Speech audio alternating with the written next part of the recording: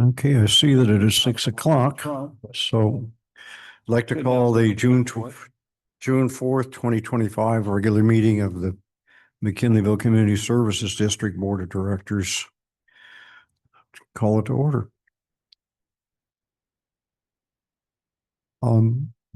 Joey, would you call the roll for us, please? Director Bender, Here. President Beitman, Here. Director Couch, here, Director Mayo, Present. Director Orsini. Here. Thank you.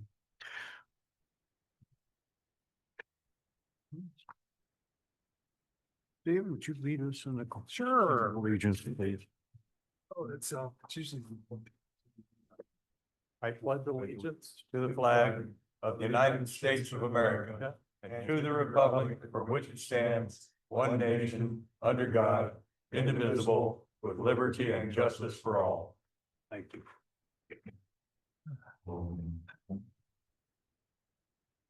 Pat, do we have any additions or changes to the agenda this evening? We have one change to the agenda. Staff would like to move item E4 to be after E1 and before E2. So we're talking about D4.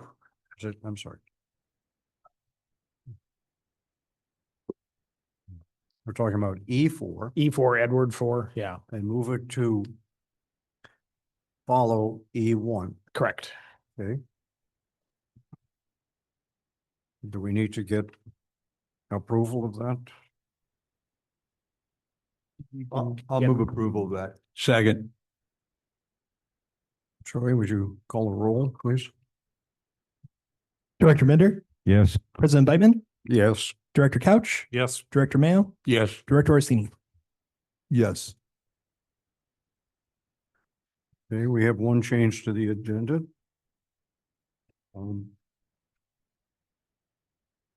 May we have approval of the agenda with that change, please? Move to approve the agenda.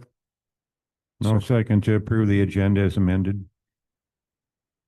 Joy, please call roll. Director Bender, Yes. President Beitman, Yes. Director Couch, Yes. Director Mayo, Yes. Director Orsini. Yes. Okay. Next item on our agenda is a closed session discussion. I have the understanding that we do not have a closed session this evening. Is that correct? That is correct. Thank you. The next item on the agenda is public hearings. And, excuse me. We have one item as a public hearing to present information regarding job vacancies, recruitment and retention strategies for fiscal year 24-25 in accordance with requirements set forth in AB 2561. I'd like to call the public hearing to order, if I may, please. And Pat, would you be so kind as to present the item for us? Thank you, President Beitman. On September 22nd, 2024, Governor Newsom signed AB 2561 into law to amend the Myers-Milius-Brown Act and create a new obligation for public agencies to publicly address the status of their vacancies at a public hearing. Attachment 1 is the notice of this public hearing that we are holding tonight. As a basis for the new requirements, the California legislature determined that vacancies are widespread and can be a significant problem in the public sector. Vacancies require employees to take on heavier workloads, resulting in burnout and increased turnover, which could negatively impact the delivery of public service. AB 2561 requires local government agencies to report on the status of vacancies within the district, as well as the recruitment and retention efforts made by the district. As part of the public hearing, agencies are also required to identify any necessary changes to policies, procedures, and/or recruitment activities that may lead to hiring obstacles. If the district had a recognized employee bargaining unit, the district would also be required to allow that unit to make a presentation during the public hearing. However, as the district does not have a recognized employee bargaining unit, this requirement does not apply at this time. The district does negotiate with an employee negotiating committee comprised of district employees representing each department of the district. This committee is not a formally recognized bargaining unit. The district employee negotiation committee was invited to present at this hearing. In the fiscal year 24-25 budget process, the board approved a total of 28 full-time positions and 41 part-time positions, as shown in the org chart included as attachment 2. For the fiscal year 25-26 budget process, to be finalized later in this agenda tonight, the board was presented with an organizational chart listing a total of 31 full-time positions and 48 part-time positions. That's included as attachment 3 in your board packets. Of those approved fiscal year 24-25 positions, there was one full-time vacancy, a senior finance specialist, and 2 part-time vacancies, an office assistant and accounting tech, as of July 1st, 2024. Since July 1st, 2024, there have been significant transitions in the workforce in the district. The human resource manager retired on July 5th, 2024, at which time the former Parks and Rec director moved into the human resource position, and an existing employee, a former recreation coordinator, was selected for the Parks and Rec director position, thereby leaving a vacant recreation coordinator position, which was quickly filled. The Parks and Recreation Department added a full-time maintenance worker position to the organizational chart at the start of the fiscal year with the intention of filling it 5 to 6 months into the fiscal year. The full-time maintenance worker position was filled as of December 1st, 2024. As it became clear that the workload associated with the community forest was far more than the current staffing level could absorb, the district created an environmental programs coordinator position in March of 2025 and added it to the organizational chart. The environmental programs coordinator position was filled as of May 1st, 2025. Additionally, in the finance and administration department, district management has reorganized staff, and there are now 2 full-time employees working as senior finance specialists and only 1 employee working as a finance specialist, where before there were 3 finance specialists and 0 senior finance specialists, thus eliminating the vacant senior finance specialist position. The part-time office assistant position was not filled, nor was the part-time accounting tech position. There was no recruitment efforts made to fill these positions as district management worked to determine the necessity of filling these positions amidst significant staffing transitions. Wow. In October of 2024, it was determined that a full-time office assistant was warranted. The position was advertised, applications were vetted, applicants interviewed, and the position was offered. Between the offering of the position and the stated start date for the applicant decided not to take the job, at which point management again reassessed the necessity of filling the position and determined that existing workloads could be redistributed more efficiently as front office staff had become more efficient and confident in their roles. Management and finance staff agreed that a full-time office assistant was not needed at that time. Additionally, at this time, it was determined that a new full-time position was required in the Parks and Rec department to manage the workload associated with the community forest and other environmental projects. The payroll cost budgeted for a full-time office assistant was shifted to support the hiring of the new environmental coordinator position. In January of 2025, the newly hired recreation coordinator was resigned. The position was filled within 5 weeks of becoming vacant. On March 28, 2025, a parks maintenance worker retired, and that position was filled as of May 20th. Currently, the only vacancy is 1 seasonal position, which just became vacant on May 23rd, 2025, and recruitment for that position is currently underway. Recruitment starts with the posting of job announcements in various locations in a variety of mediums. The district placed ads on the Humboldt Craigslist, the district's website, at the Cal Poly Humboldt Career Center website, in local newspapers, on social media sites, and on the Indeed job recruitment platform. Additionally, human resource staff attended 2 career fairs this year to promote employment and volunteer opportunities with the district, one at Cal Poly Humboldt and one at McKinleyville High School. Retention efforts in the last fiscal year have included hosting monthly morale booster activities for district employees, polling employees regarding their satisfaction at work, and the summary of those survey results is included as attachment 4 in your board packets. Implementing a training and development program that supports employees' professional growth and development according to their career goals. And district management takes employee wellness very seriously and works with employees who may be underperforming to support them in developing necessary skills and strategies to be able to meet or exceed expectations. Human Resources consistently researches training opportunities and keeps district managers and employees informed of any potentially useful and cost-effective training opportunities that are available for interested employees. So staff recommends that the board discuss the information provided, open public testimony and consider any public input and written comments and close the public hearing. Thank you. At this point, I'll open the public hearing to comments, public comments. I'll begin with the members of our board of directors. And we'll go around the table. Director Orsini, have you any thoughts or comments on this? Yeah, I had a couple of questions. I noticed in here, I don't know if it's the appropriate place for it, but there's no mention of succession planning or cross training.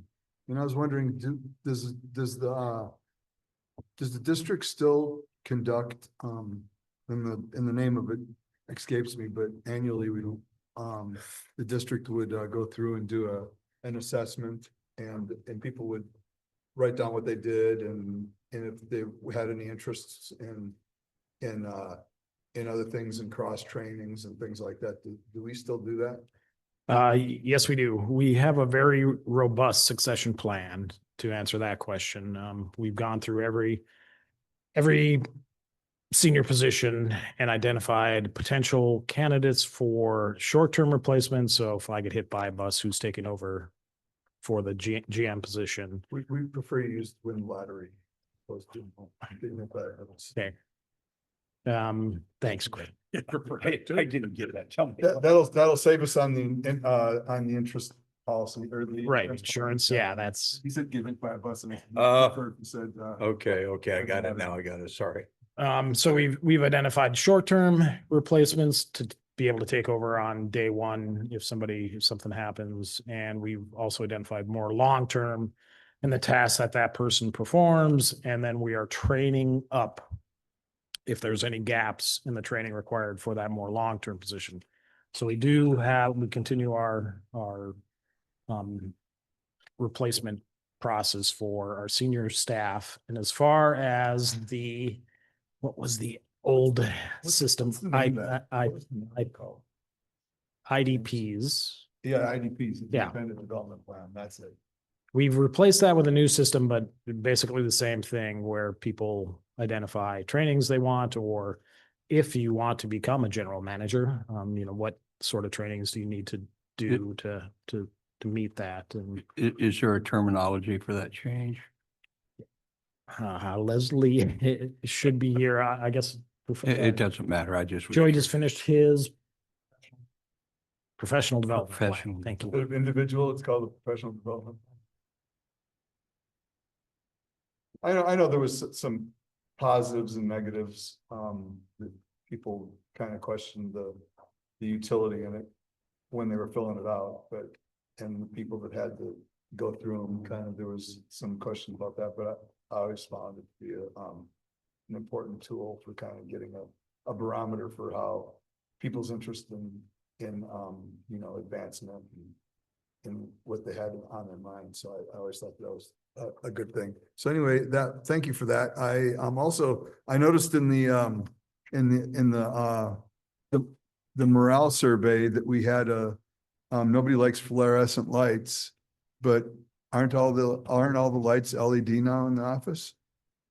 We replaced all the fluorescent lights with LEDs years ago. So I don't know. I picked that up. Okay. And then yeah. there was another one about a couple of people that had issues with dissatisfied with the district's dental insurance coverage. Was there anything specific that they didn't like about it, or we might look at seeing if we can get better coverage or different coverage? We are in that process. Delta Dental.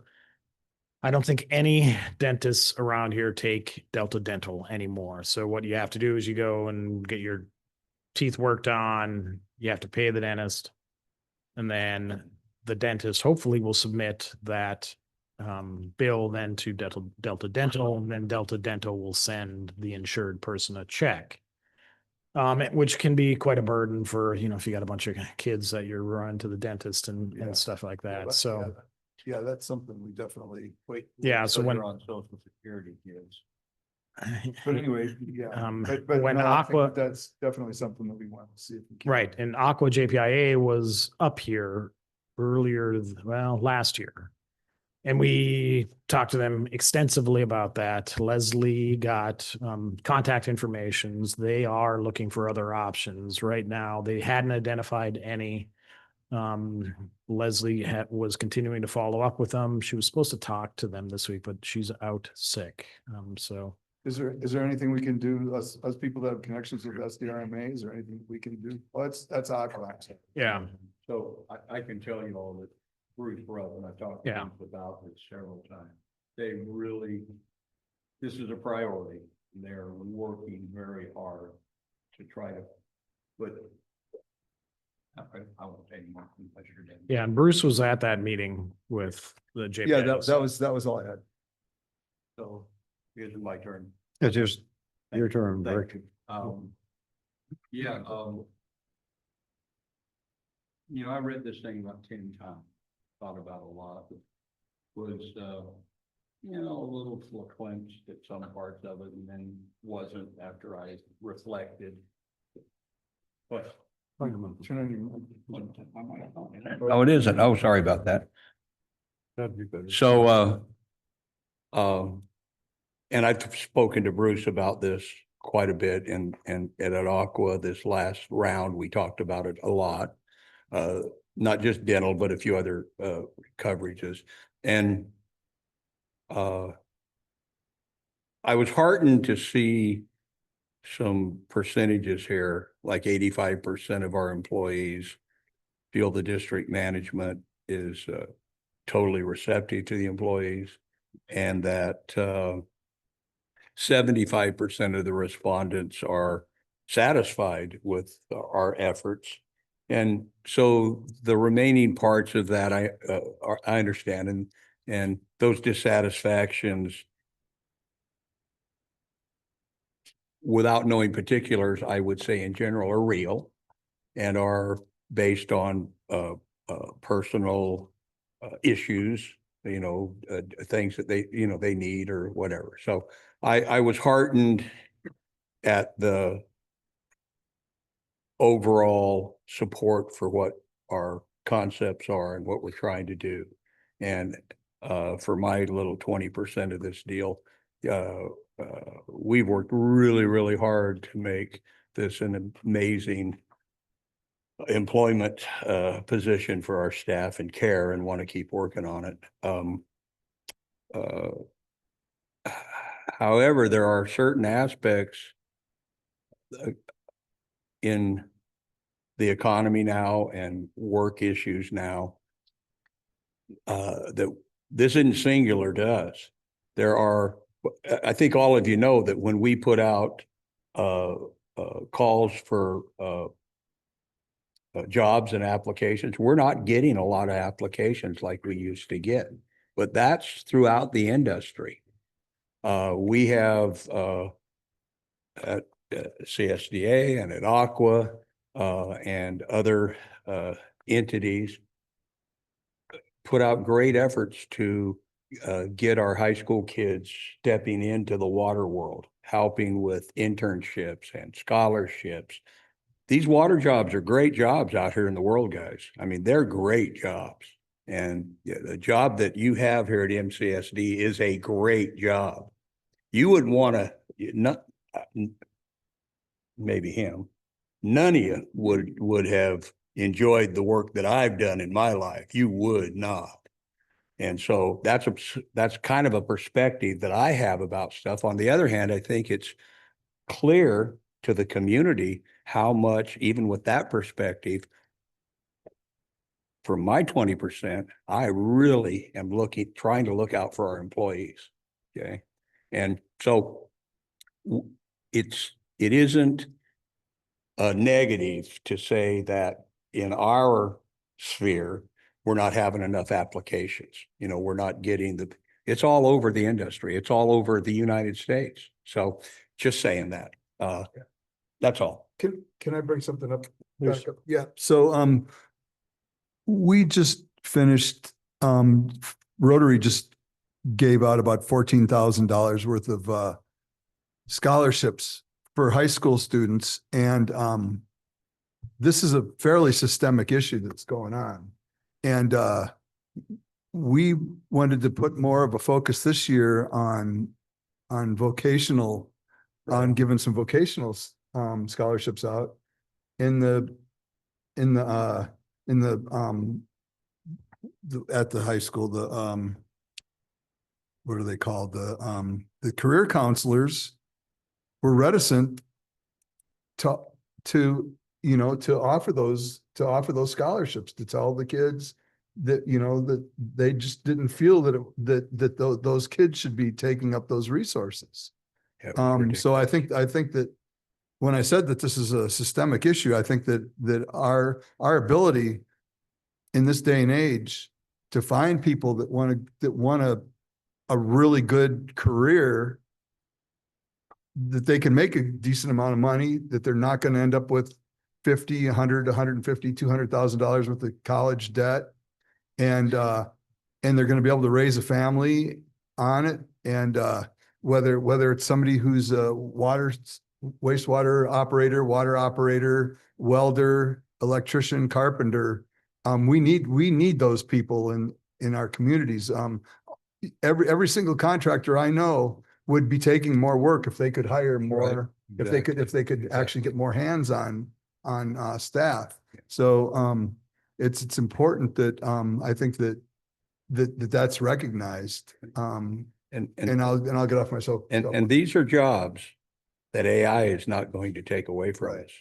AI is going to take away, and the percentages whoever you listen to, 50% of all the jobs in America are going to be eliminated by AI, up to whatever. These are jobs that are not going to be eliminated by AI. So anyway, I appreciate everything that was said here, and I internalize it. And I just want to say that, just like in salary negotiations, man, I'd love to give you every damn thing you want, always. But sometimes I eat beans because I have to feed my horses. That's it. I'm done. Any final thoughts on that? No. I'll come back to you. All right. Director Bender. Well, I think these two said just about everything there is to say about it.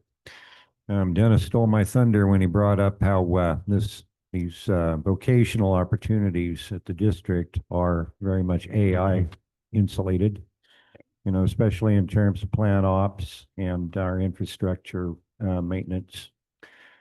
And that's about all I had to say. Okay, thank you. Director Couch. If you turn on your microphone, please do.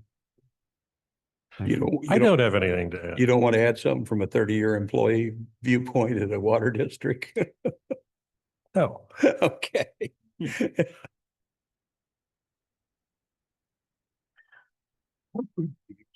Okay, I'll make one final comment. In reading this, I was pleased with the care and the thoroughness in what I read, and especially pleased with the how do I say it?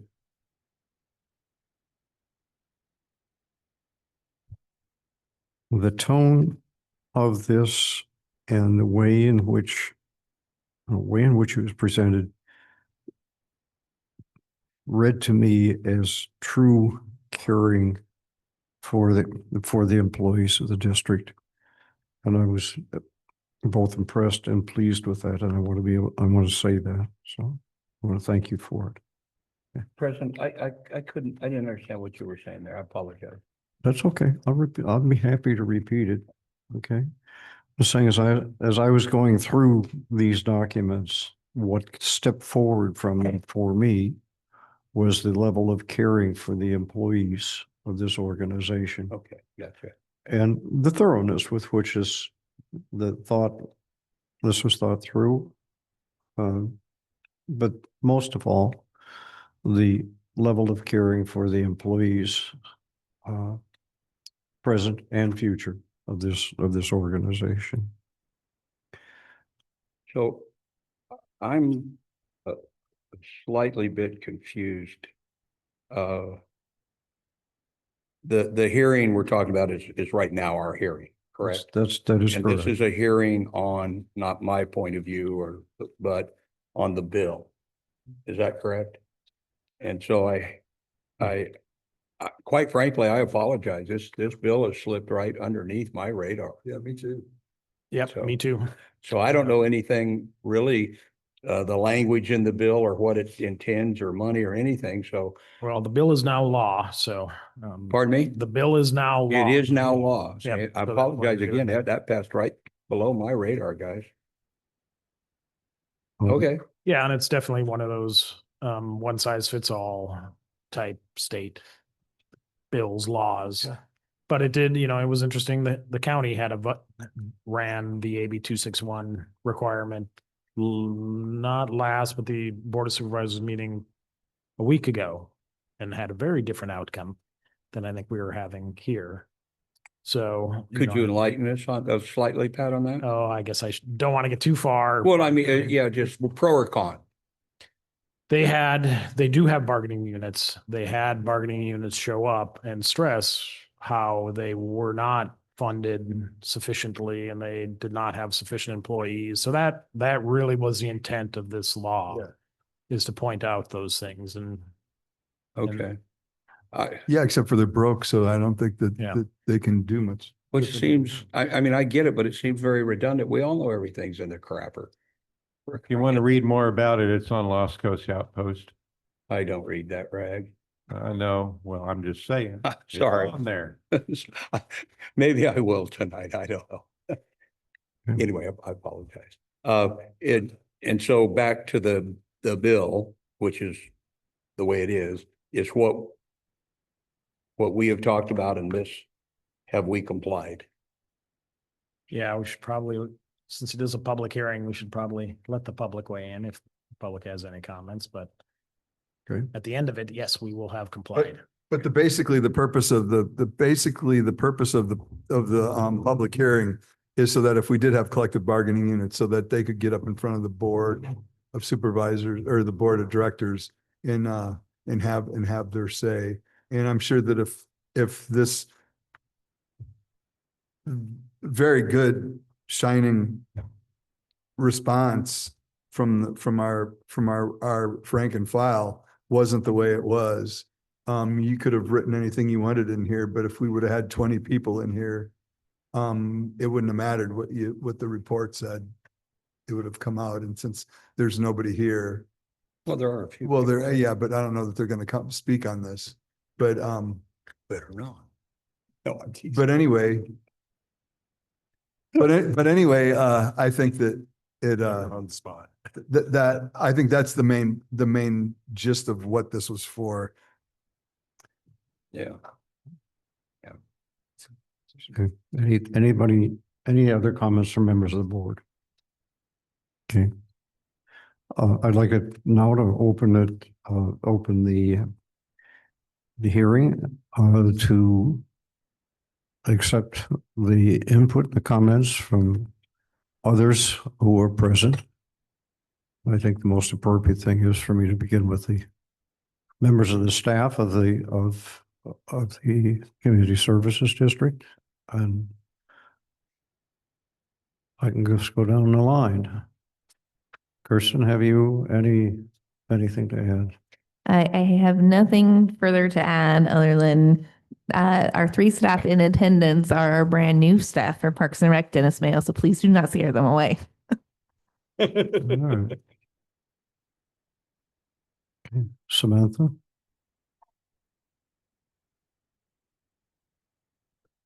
James?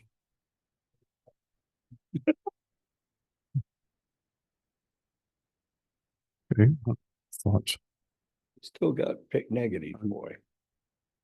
Pat, you're the one who read this, but I have nothing further to add other than you have a great staff that works for you.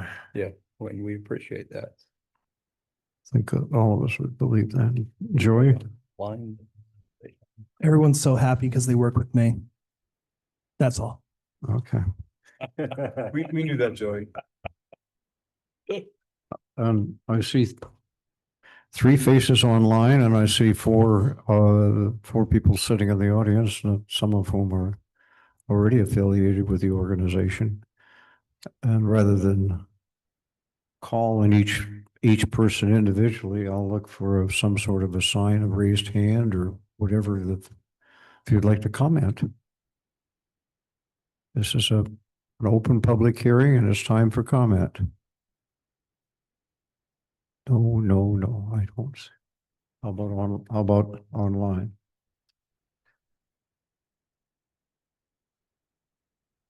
With that, somebody stepped away from there. Please back. All right. Nothing online. Nothing online. Okay. I'll ask one more time. Does anybody wish to add anything to this? Comments for sure will be influential as the process is implemented. Okay. Having no further comments, then I'll close the public hearing. So the hearing is now closed. And thank you all. Thank you for the care and thought that you expressed. This is the proposal. Yeah. With that, we'll move on to the next item on the agenda, which is item C. It's time for public comment and written communications. Any person may address the board at this time on any subject not identified in this agenda, but within the jurisdiction of the McKinleyville Community Services District. However, any matter that requires action will be referred to staff for report of action at a subsequent committee or board meeting. As to matters on the agenda, an opportunity will be given to address the board when the matter is considered. Comments are limited to 3 minutes. Letters should be used for complex issues. Do we have anybody who will present a comment? Online or present? Wishes to comment? Okay. Seeing none, I'll move on to item D, which is the consent calendar. Consent calendar items are expected to be routine and non-controversial, to be acted upon by the board's directors at one time without discussion. If any board member, staff member, or interested person requests an item be removed from the consent calendar, it shall be removed so it may be acted upon separately. Do I have any desire to remove items from the? Staff would like to pull items D2, D5, and D7. Run that again, Pat, please. D2, D5, and D7. D2, D5, and D7 to be considered individually and not as part of the consent calendar. So we shall remove item D2, consideration of approval of the April Treasurers Report, item D5, MOU with MUSD after school, and item D7, consider adoption of resolution 2025-14 and 2025-15, reaffirming the November 22 increase in the rates of the district's water and sewer charges. What remains of the consent calendar, items 1, approval of the draft minutes from the last board meeting, compliance with the state double check valve. Number 4, consider approval of First Amendment of the general manager's contract. And item 6, consider adoption of resolution 2025-16, placing the nomination of Director Dennis Mayo as a member of the Association of California Water Agencies Region 1 Board member vice chair. And at this point, I would like to call for a discussion on the consent calendar, which is, Or could we move to approve the items that are not Okay. removed? Well, that's what we're gonna discuss. oh, okay, do I have a motion to approve the modification of the consent calendar? Yeah, I have a question. So we're pulling D2, D5 and D7? Yeah. Correct. 2, 5, and 7 to be, Okay. So I'd move to approve consent calendar items D1, D3, D4, and D6. okay, a second, please. I'll second that.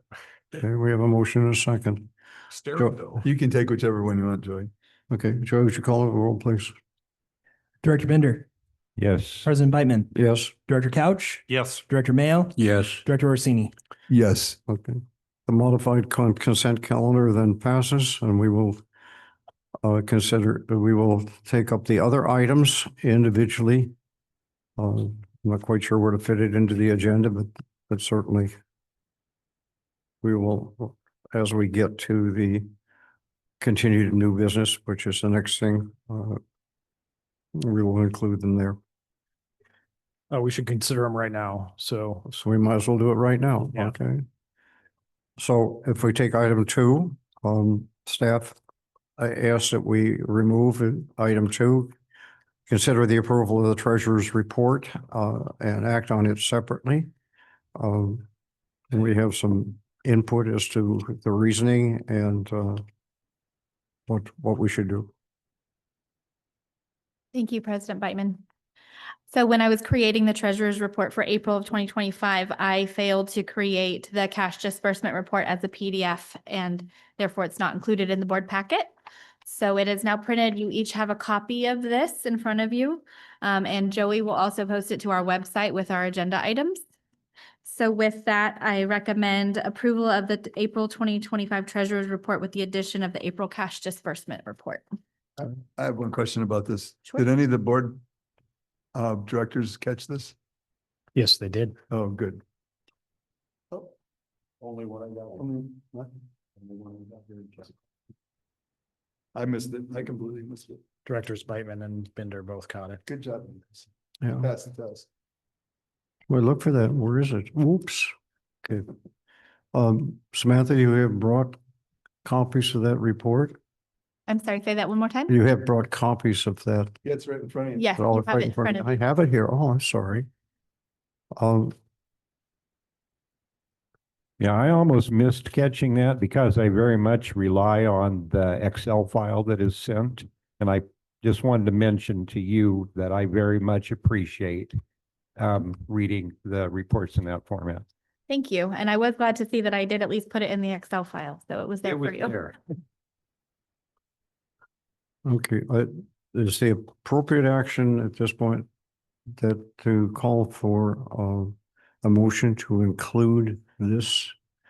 I'll move, do we want to take them, do we want to talk about them all and then take them all together, or do we want to, do you want a motion on each one individually? We pulled them for individual Okay, consideration. then I'll move D2. For Second. draft recommendation. Yeah, do I have a second to include the, I'll second. okay, we have a second. Dennis, Yes. Dennis and Seth. Okay. Oh, Joey, would you call the roll, please, on this? Director Bender, Yes. President Beitman, Yes, Director Couch, yes. Director Mayo, Yes. Director Orsini. Yes, okay. So with the modification that the cash disbursement detail report be included in the April treasurer's report, that report stands as approved. Okay. Let's move on to item number 5. That's the MOU with the Kinleyville Union School District for after school. Again, Pat, you suggested that staff would like to pull that for individual consideration. Yep, and Parks and Rec Director Mesmer will address this item. Kristen. Thank you. Okay, thanks, Kirsten. Yes, thank you. So we want to go ahead and pull this item and actually table it until our July meeting. A couple days ago, since this has been posted, we got a few number changes from the school district back. So as opposed to doing an addendum, we just want to bring you the correct version with their correct numbers that they would like to go forward with. So you'll see it again in July. Yeah, I've got one. Yes, very. Yeah, you might want to update the president. Board Yeah, presidents. the actual attachment actually is not even, the wrong attachment got attached. But even still, the correct attachment got sent to the school district for their comments, and they have comments on the correct attachment. So we then corrected the correct attachment. So you guys will see the full correct thing. We will quadruple check next time.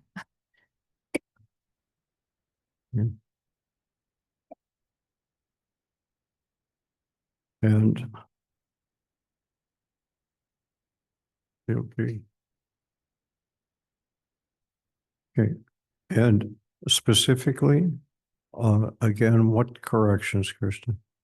So what I am recommending is that we pull and table this item until July, when I Okay. can bring you all of the correct All right. corrections. In July, we'll see it coming back to us. And you'll probably also see the signed version from the school district in July, because they have since this has been published and everything, I've taken their corrections, corrected it, sent it to them. They will more than likely bring it to their board at their Monday meeting.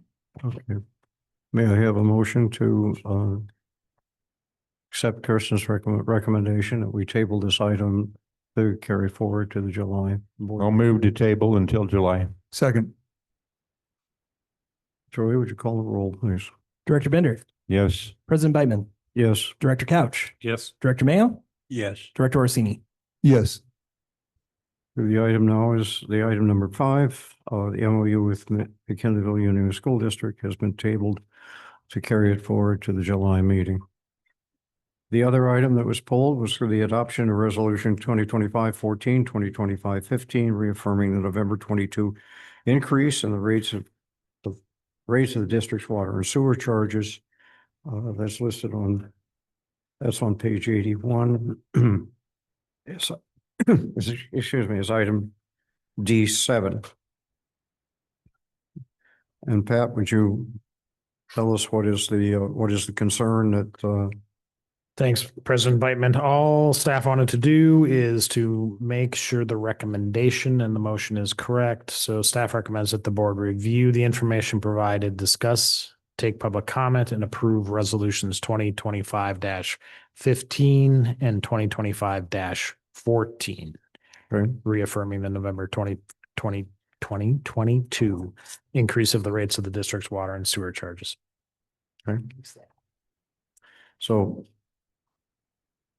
if this recommendation is changed to read, staff recommends the board review the information provided, discuss, take public comment, and approve resolutions 2025-14 and 2025-15, reaffirming the November 22 increase in the rates of the district's water and sewer charges. Yeah, if there's no public comment on this or no board comment on this, I'll recommend approval of resolution 25-14, 25-16, reaffirming the November 22nd increase of the rates of the district's water and sewer charges. 2025-15, Greg.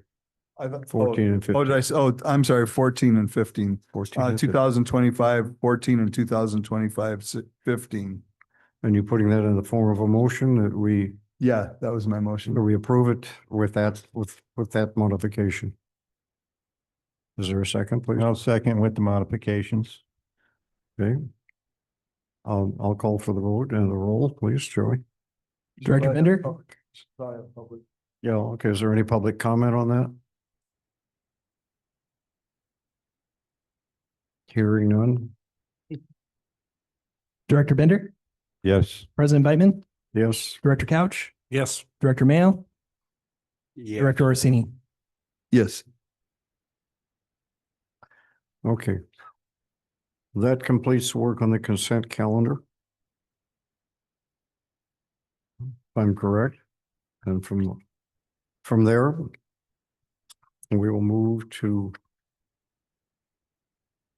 continue to new business, section E, with the modification to the agenda to move item number 4, which is consider approval of the contract with Oppenheimer for certificate of participation for underwriting services, move it from position 4 to following position 1.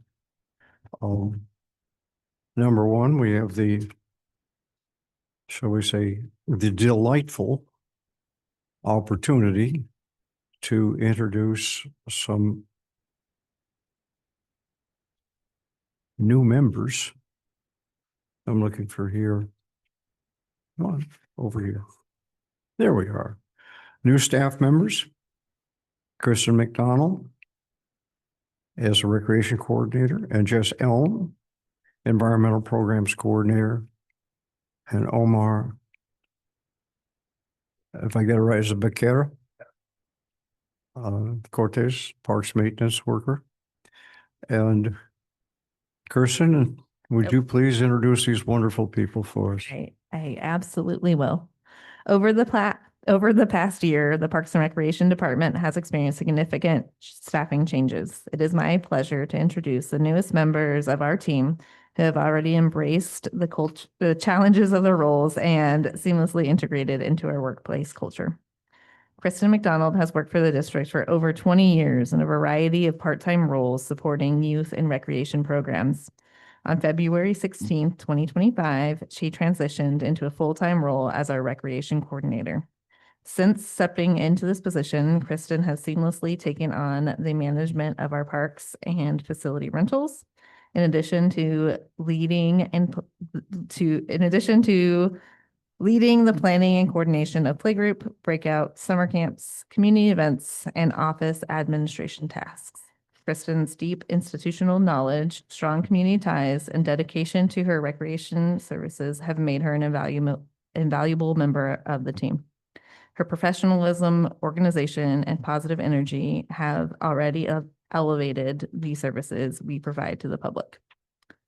Jess Elm joined as the Environmental Programs Coordinator on May 1st, 2025, stepping into this brand new position. Although she's only been with us a few weeks, Jess is already learning quickly about the many responsibilities that come with administering public meetings and the processes that support them. She has shown impressive adaptability and initiative, taking minutes, preparing staff reports, reviewing the framework plan, and beginning to train as backup for the board secretary. Jess holds a degree in environmental science and management with a focus in ecological restoration from Cal Poly Humboldt. Her education, combined with a clear passion for environmental stewardship, has made her a valuable addition to the team. She's not afraid to ask questions and seek support when needed. Omar Becerra Cortez started with the district as a parks maintenance worker on May 20th, 2025. His second day on the job was probably one of our most unpleasant tasks, joining over 25 district and Green Diamond staff to clean up 2 encampments in the community forest and on Green Diamond property. Despite the challenge, Omar jumped in with a great attitude and strong work ethic. With a background in landscaping, using and maintaining riding lawnmowers, string trimmers, hand tools, and facility maintenance, Omar brings valuable hands-on experience and a willingness to take on any task. We are excited to continue getting to know Omar and to see his passion for landscaping and help enhance our parks and open spaces for the McKinleyville community. As this committee knows well, our staff are the district's most valuable asset. Kristen, Jess, and Omar represent just one small part of our dedicated team working to serve the McKinleyville community. We are incredibly fortunate to have such talented and committed individuals joining our efforts. Staff recommends the committee review the material. I don't know why I cannot read today. Review the material provided, take public comment, and meet our new staff members, Kristen McDonald, Jess Elm, and Omar Becerra Cortez. Okay. Comments from the board, please. Okay. Well, you guys, welcome to the crew. Very good to have you. This is a great place to work. As a former employee of the district, I always found the work rewarding, and the career advancement here has always been one of the greatest positive aspects of the job, as everybody, as I can tell you, and as Joey can tell you, and the rest of the staff here can tell you. And Kristen, I've known you for so damn long. Oh my God, I was trying to think when I met you the first time. But anyway, I'm glad you finally got a full-time gig here. You definitely deserve it. And Jess, thank you for joining our crew. It's a new position, and I'm sure you will do an awesome job of making that position everything that it needs to be for us here in Omar. Welcome aboard. Your position is so very important here, and I know that it seems like the weeds never quit growing, the grass is always growing, but it's not what's going to happen. It's not what's going to happen in a week. It's what it looks like when you leave there. And please use that as your motivation for when you leave that site, what it looks like. And that's your accomplishment for the day, because, you know, Mother Nature's going to do what she's going to do with it. And you're going to have to do it all over again. But anyway, I would love to welcome you three. So thank you. Thank you, Gary. Dennis, please. And re-welcome some of you. And when you talk about this young lady, I've known her since she was in early grammar school, and she would come over and spend quality time with my mother-in-law, who was injured very badly in a horse accident. And she's been a dear friend for what, 8 or 9 years, something like that. I don't want to do. So welcome all, and we appreciate. Notwithstanding some of my maybe not so sounding supporting comments in the earlier part of our discussion, our employees are number one. I mean, that's it, you know, and what makes you guys number one is you. All we're doing is reflecting on what we see. So, thank you. Thank you, Dennis. Okay, hey, Omar and Jess, welcome to the district. And, you know, it's going to be a pleasure for me. It's always gratifying to watch new employees grow within the positive ecosystem that this district enjoys. And Kristen, I know you've been around for a while, and congratulations on your new position. I'm sure that you're going to be enjoying it, and we'll be enjoying your service for years to come in this new role. And to all three of you, I've had interactions with all three of you since you two been hired. Yeah, I've known you for a long time. Just around here at Azalea Hall, of course, this is where I kind of hang out. Anyway, during our interactions, I always try to express my gratitude for your service. At the end of our interactions, I usually end with 5 words. Thank you for your service. And I mean that with all sincerity. Thank you, Scott. David? Well, I was going to say, I hope you guys stick around a long time. These public service jobs, the longer you stay, the better it is when you retire. So try to hang in there no matter how bad it gets. It's a good thing when you get there. Good luck. Other staff members want to say a word or two. Kirsten? I feel like I covered a lot in my not being able to read my own words. But I'm very excited that we are fully staffed now. I feel really great about our team. I think that we all get along really well and mesh well and are here to do the work and also here to serve our community. So I'm very excited that you're all here, and we'll try to get you out of here by 7.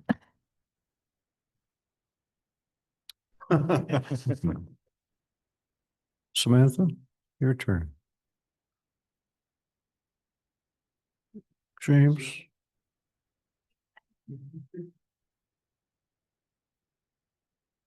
No, can give you the opportunity.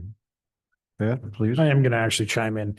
And notwithstanding the comments Director Mayo and Orsini made about, and true comments about how hard it is to find good folks these days, for all of these positions, we had a lot of very qualified applicants. And so it very much was a competition for these positions, and these three rose to the top. So we're getting the best of the best.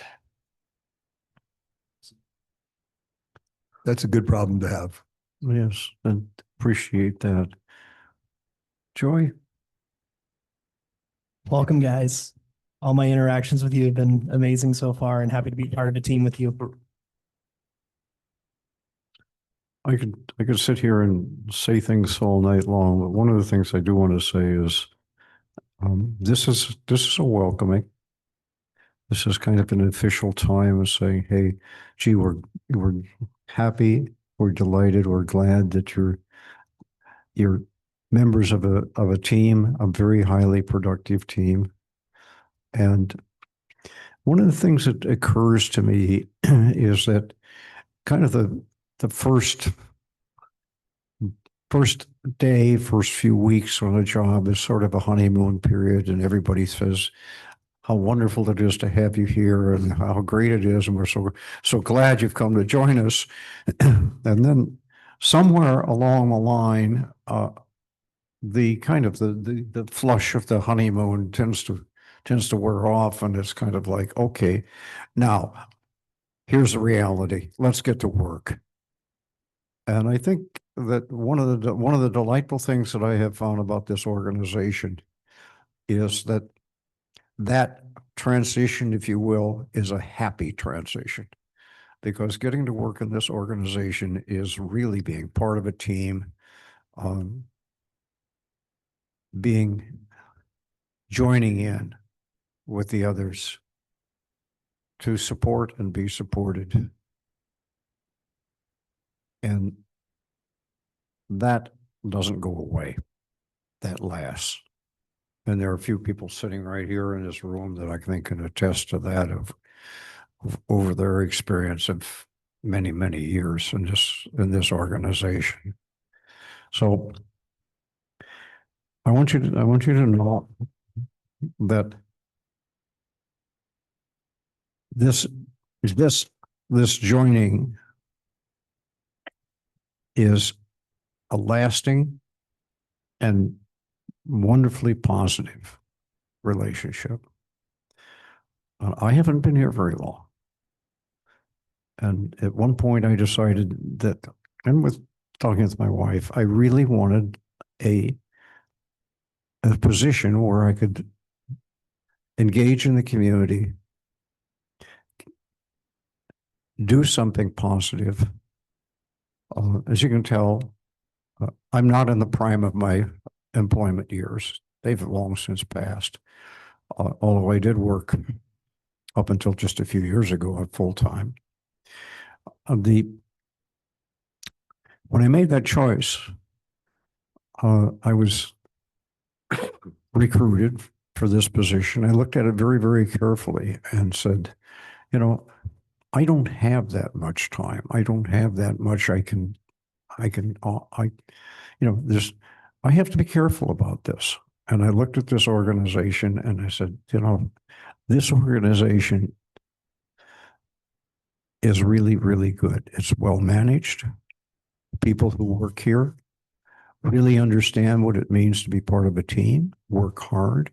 And that goes all the way from our managing director, Pat Kasperi, down to the people that our staff directors, but down to everybody that I deal with as I go through the organization and as I see them in the community. Omar, I don't know whether I've seen you out working. I think I have. You've probably seen me on a bicycle riding by. If I see you and I see you working, I'm going to tell you, thank you. Thank you for the work that you do, and thank you for helping and doing your part to making this such a wonderful community. And as they go around and talk to people from other areas, I'm proud to say that I'm from McKinleyville because McKinleyville is an absolutely great place to live, and MCSD is a big reason why. And the people who work for MC, work at MCSD are the reason that is why it is. So there's hopefully a little bit of an inspirational talk, and welcome you to join the team. Anybody else have any other? All right, enough to welcome. Are we going to have some sort of a welcoming? Yeah, I don't know if there's any public comment. Yeah, let's get some any public comment? No public comment. Yes, Omar, go ahead. Yeah. That way the people online can hear you. Get my own microphone. Cool. Make sure you use the microphone, please. Is it on? Can you hear me? Yes. Yes. All right. Well, español. ¿Quién habla español? Nobody? Uno, dos, tres, cuatro, cinco tacos. Anyways, I just want to say thank you so much for the opportunity. I was not expecting the process to go by quick. I was surprised. My co-workers were surprised. I worked at PPG Paints in Eureka. I don't know if you guys know where that paint store is at. I was there for 9 years. So for me to transition from a 9-year job over to MCSD within 3 days was a shock to them. So, but for me, it was a new beginning. And, everything that was on that job list or that requirement for this position kind of just like brought stars to my eyes, because I grew up doing landscaping when I was young, and, I have a passion for it. So I was happy to apply. Kristen knows I was happy to be at the interview, and, I live 7 minutes away. So I just, without even saying and talking to my boss, I said yes. And, it was a leap of faith. And, you guys, as soon as I got hired, it felt like family. So I thank you guys, every single one of you guys, for making it become like a family and for all the hard work you guys put into it. And I plan to be part of MCSD for as long as I can. Thank you. Thank you, Omar. Yeah, thank you. And welcome. Welcome. You want to say something? Yeah, please do.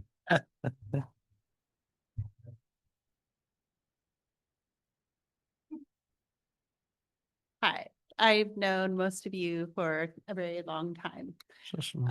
My interview was amazing. It was a bunch of people that I've known for a really long time that I got to talk about my dreams for the district and what I hope to do. And it's been an amazing experience to go from working these programs for so long, having this was my first job, and I went and I did other things, but they keep your keys and you can still just work this and just help us create. The behavior therapist, I was in college, I was doing all these things. MCSD has always been my home. I've always been able, regardless of where I lived, come back home, back to the activity center, work some skating, run around with some kids. I've always been welcomed back. And when I applied for the position, I went to Kirsten, what do you think? And she's like, well, really? If you're wanting it, go for it. And to have these people that I've looked up to for so long, affirm that and believe in me and believe that I can do more for the district has been incredible. And I've raised my kids in these programs. I've spent most of my life in and out of these programs, and I really appreciate the opportunity. And it's been like a family, but being part of this as well, to see the other side and to get to do more for my community, for my family, for the kids in the families has been amazing. So thank you. Mhm. Thank you. Jess, what about you?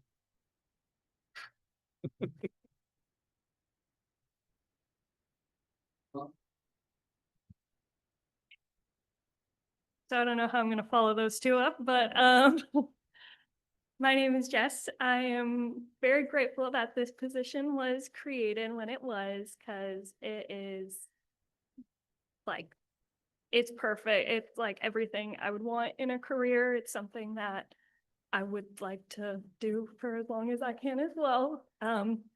It's really empowering, and being able to see your actual progress and like the big project like the community forest. I'm excited to see what it's going to turn into. So thank you for everything. I appreciate it.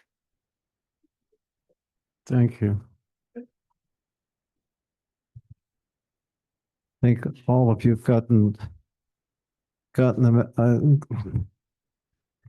it's not saying gotten the message. I think all of you have some real clarity about you've moved into an important job. What you do matters.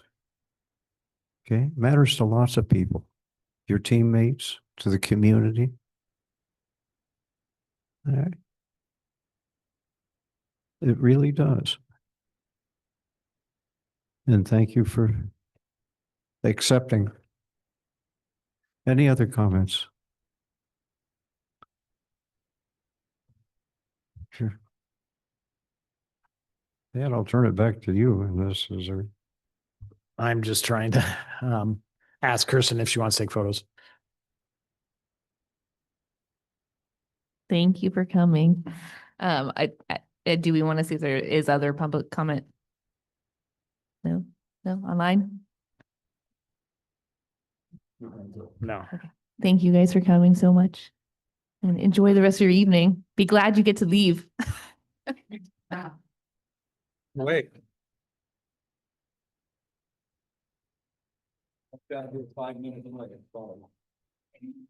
Thank you. okay, before we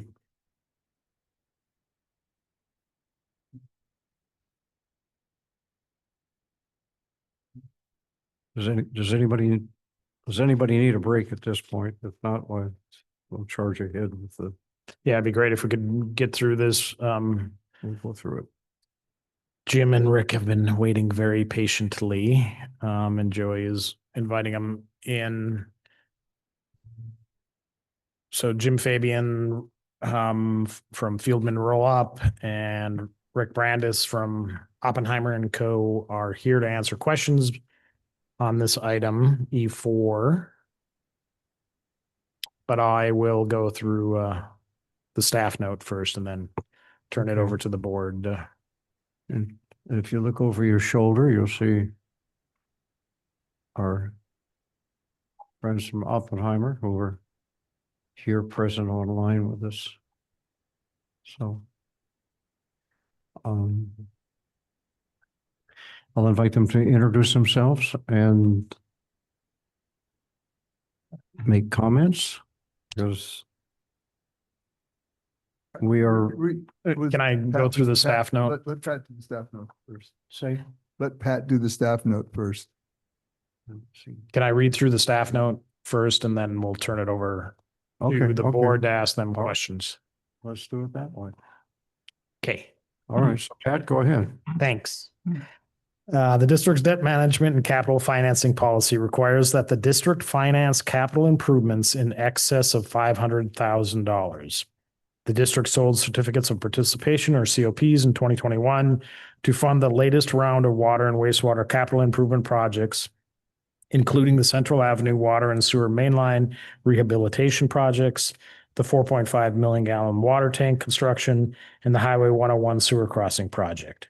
The water COPs have been spent down on the 4.5 million gallon tank construction, and the remaining 3.1 million of wastewater COPs will be spent on the highway sewer crossing project. The next round of capital improvement projects are largely 75% grant funded, but the district still needs to fund the grant match and fund those projects that are not grant funded. Attachment 2 in your board packets outline the water and wastewater projects that require financing over the next 5 years. The water projects are the painting of a Norton water tank, the district's match for the Mad River water main replacement, the match for the McCluskey water tank replacements, and the remodeling of the office building. The wastewater projects consist of our reoccurring sludge disposal at the wastewater treatment plant, the Highway 101 sewer crossing, the replacement of the Letts force main, the upgrades of the Fisher and B Street lift stations, and the office remodel project. The water projects total to be financed is $6,946,500. And the wastewater projects total to be financed is $7,627,977. Oppenheimer performed an initial assessment of the district's current debt and debt service coverage, which is included as attachment 3. They did a preliminary analysis of maximum debt service coverage and a 1.5 times the debt service coverage for both the water and wastewater enterprise funds. They estimated the financing capacity at 1.5 debt service coverage for the water enterprise fund to be $6,959,556, and for the wastewater enterprise fund to be $12,570,250. That's contained on pages 6 and 9 of the Oppenheimer report. The Oppenheimer and district staff presented the above information to the Audit and Finance Committee at the April 8th, 2025 committee meeting. The Audit and Finance Committee recommended proceeding with soliciting scopes and fees from Oppenheimer to act as the underwriter for the proposed certificates of participation. The Oppenheimer scope and agreement, as well as the necessary disclosure letter, are included as attachment 1. As stated in the scope, fees are to be determined in the certificate purchase agreement. Payment of fees will be contingent upon the closing of the transaction. If the transaction does not close, the fee is not payable.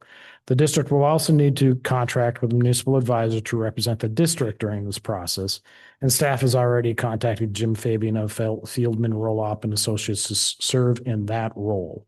Staff has also contacted Albert Reyes of Kutak Rock LLP to serve as the bond counsel for the transaction. Oppenheimer, Fieldman Roll-Up, and Kutak Rock are the same organizations that the district worked with during the 2021 COPs. There are also a number of other steps in the final issuance of the COPs, and these will be coming back to the board. There are also a number of questions on timing, and these will also be discussed with the Audit and Finance Committee, Oppenheimer, Fieldman Roll-Up, and Kutak Rock. Staff will continue to update the board on the progress throughout this process. Staff recommends that the board review the information provided, discuss, take public comment, and approve the general manager to execute a contract with Oppenheimer and Company to provide underwriting services for certificates of participation to fund the next round of CI capital improvement projects. Thank you, Pat. Hey, Jim, What would you recommend that we do next? Ask the, can I ask a question? yes, you may. Could we have Jim and Rick kind of go through what the municipal advisor and the underwriter do? And what their services will entail? Sure. Happy to. Why don't I go first and then turn it over to Rick? So as the district's municipal advisor, my role and job will be to look out for your financial interest. I have a fiduciary duty to the district to make sure that you get the lowest cost funds under the most flexible terms. And so that's really my job, is to work collectively with bond counsel, the underwriter, to make sure that the deal or the project are financed in the most expeditious manner at the lowest cost with the best terms for the district going forward. I work extensively with staff to put together a credit presentation to make sure that we maintain the current rating of the district, which is really a key to a successful underwriting. Turn it over to Rick. Thank you, Jim. Hi, good evening, everybody. I'm Rick Brandis with Oppenheimer. The difference between an underwriter and a municipal advisor is Jim and Fielman Rolapp will be your fiduciary. They advise and recommend. The underwriter, we bring the capital to the issuer.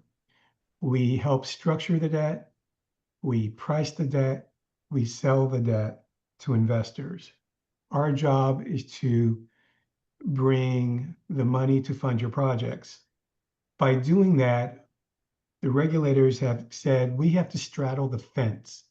We have to be equally fair to you and equally fair to the investors.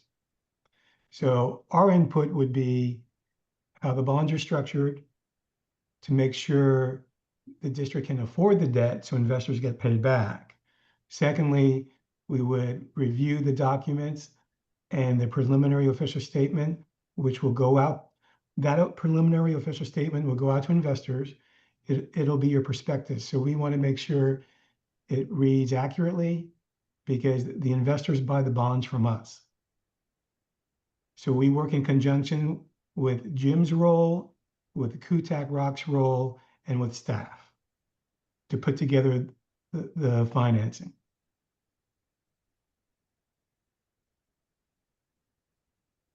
Thank you. Yeah. Okay.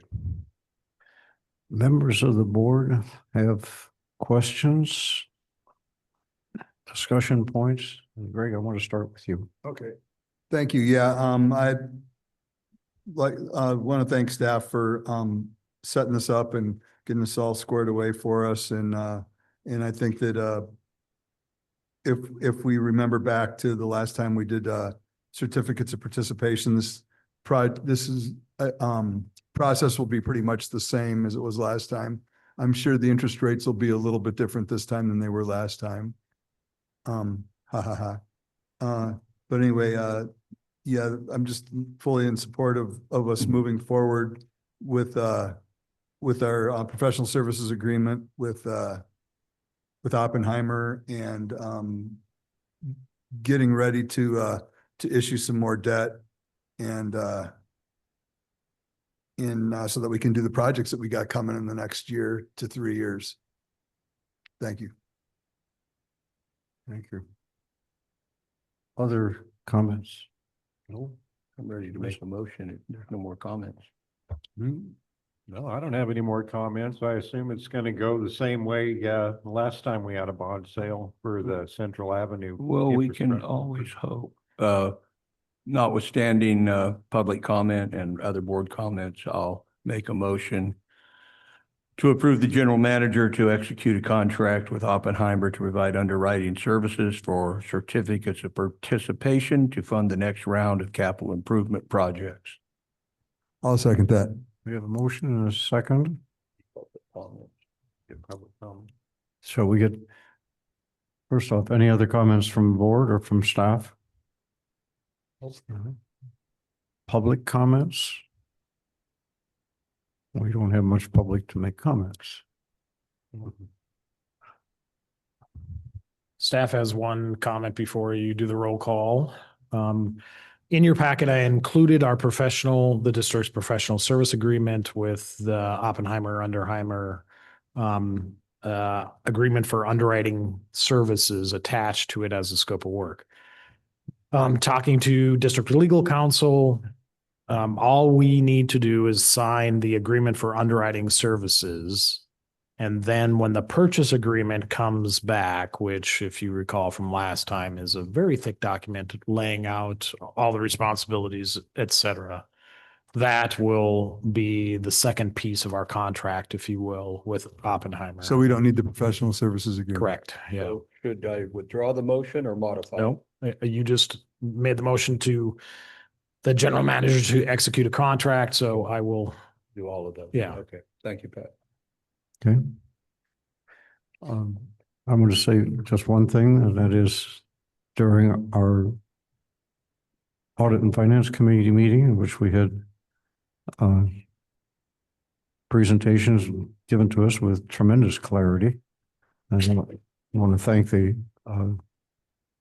thank our guests this evening for that. One of the questions that was raised was, given the tremendous uncertainty in the financial markets, what does this mean in terms of our moving forward with some sort of sale of bonds? Question of timing and yield. And I think if we share a little bit of that with the rest of the members of the board, it would be useful. Thank you. Rick, did you hear the question? I did. I can begin and Jim weigh in Sure. whenever you feel like it. We've seen too much volatility because of the tariffs. And in the month of April was very tough to sell bonds, but believe it or not, the amount of volume of new bonds coming to market is on pace to break a record for the year. 2024 set a record for $500 billion in new supply. This year, we're on a pace to break that. This week alone, we're at 18 billion nationally, which would be the third highest week ever on record for new bonds to come to market. So what that tells us is it shows the volatility has calmed down a bit. People need to bring bonds to market to fund their projects. And what's really interesting is that the demand is keeping up with supply. For example, in June alone, 61 billion in reinvestment is ready to buy bonds. And we'll probably hit around 60 billion in new bond supply for the month. So to answer your question, there has been volatility, but it hasn't stopped the supply of bonds coming to market or the demand in buying bonds. Yeah. And sorry, Jim, I'll just add real quickly in terms of interest rate movement. Overall, the 10-year Treasury is lower today than it was at the beginning of the year. The 30-year Treasury is higher by 23 basis points.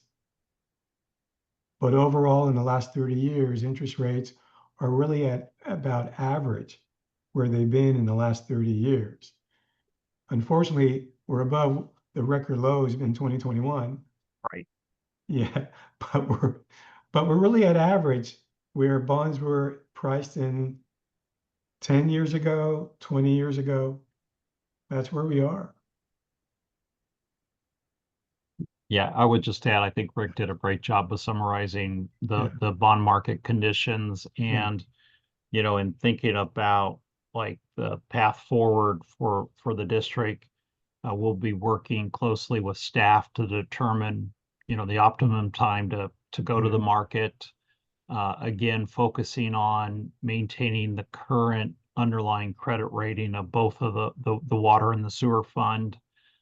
To make sure that you're positioned well going forward to when you get into the market. In talking with Rick beforehand, we were thinking it would be sometime potentially in the fourth quarter of this year.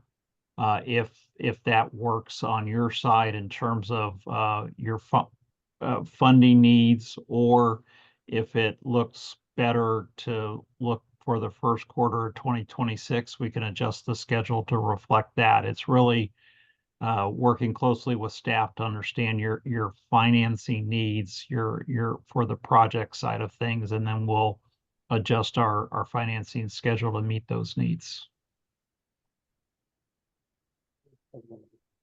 Yes, Greg, please. Yeah, so one of the other issues I think that we need to consider is the talk in Washington about the taking away the ability to do tax-free bonds, and will we be also considering that if that seems like it starts to get some traction, or there's a fear that will come to fruition. Might that be a reason why we moved sooner than later? I think that was definitely something that was on both of our radar screen in terms of the potential for tax exemption of municipal bonds going away as part of I'm not even going to say the bill that's in front of Congress right now. That is now in the Senate. So that bill does not take away tax exemption of muni bonds. So that's a very good thing for the district in that you still have the ability, assuming there's no amendments or potential changes on the Senate side when they get into a conference committee. Right now, the tax exemption of muni bonds is not on the table. So that's a very good thing. Yeah, definitely. As long as nobody in the Senate gets any wild ideas, I think we're going to be fine. That's our sense of things too. Correct.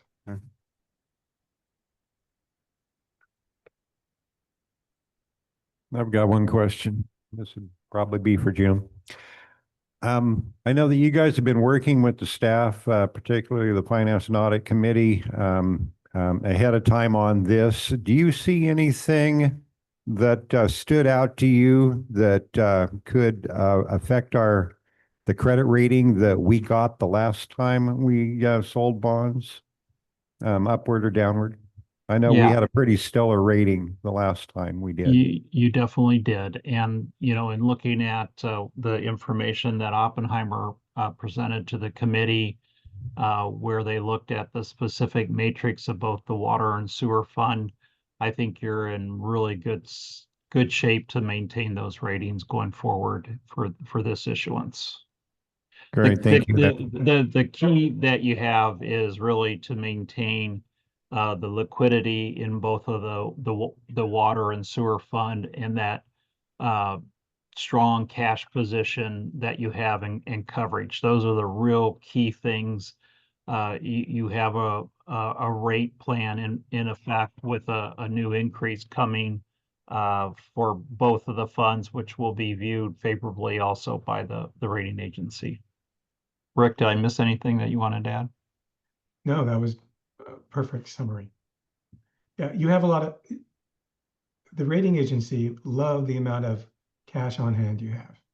They love the liquidity you have.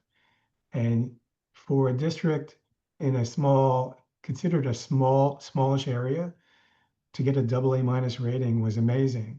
So it has a lot to do with your management policies and the way you manage your cash. That was a good question, Scott. Thank you. Okay, great. Thank you very much. I appreciate that. That makes me feel a little bit more comfortable. I was particularly concerned with a report that came out that indicated a negative population growth that just came out last week for our county. So if that's not going to affect anything, then onward and upward. Those are just legal. The actual population.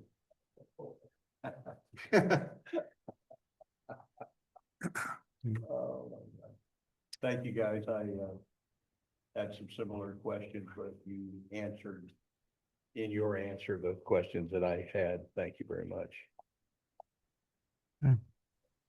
Once again, thank you for coming and helping us to understand. I, for one, greatly appreciate the time that you've taken with us and the clarity of your explanations.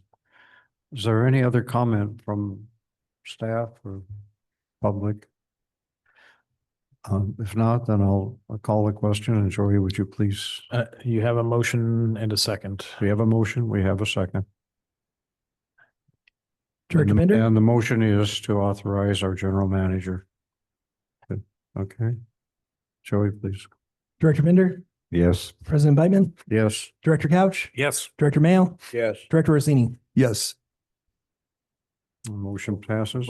Whenever possible, I like to place a motion out so that the public knows the motion and then they can comment on it. I find that many times at other venues that you don't get to you get to comment, but then you don't get to comment on a revised motion or whatever. So begging the board's indulgence in that thing, I generally like to call the motion ahead of time, so everybody can comment to it. So thank you. Okay, Next to it. Thanks, Jim. Thanks, Rick. Thank you so much. Look forward And- to working with you again. Yeah, thank you very much. Have a good evening. Thanks, Rick. See you in Thanks August. for hanging in there. Yeah, see you then. Bye-bye. Hey, James, let's do a mic check on the Good night. board of directors. We do a mic check on the board of directors. Mine's working. Check, check. Check.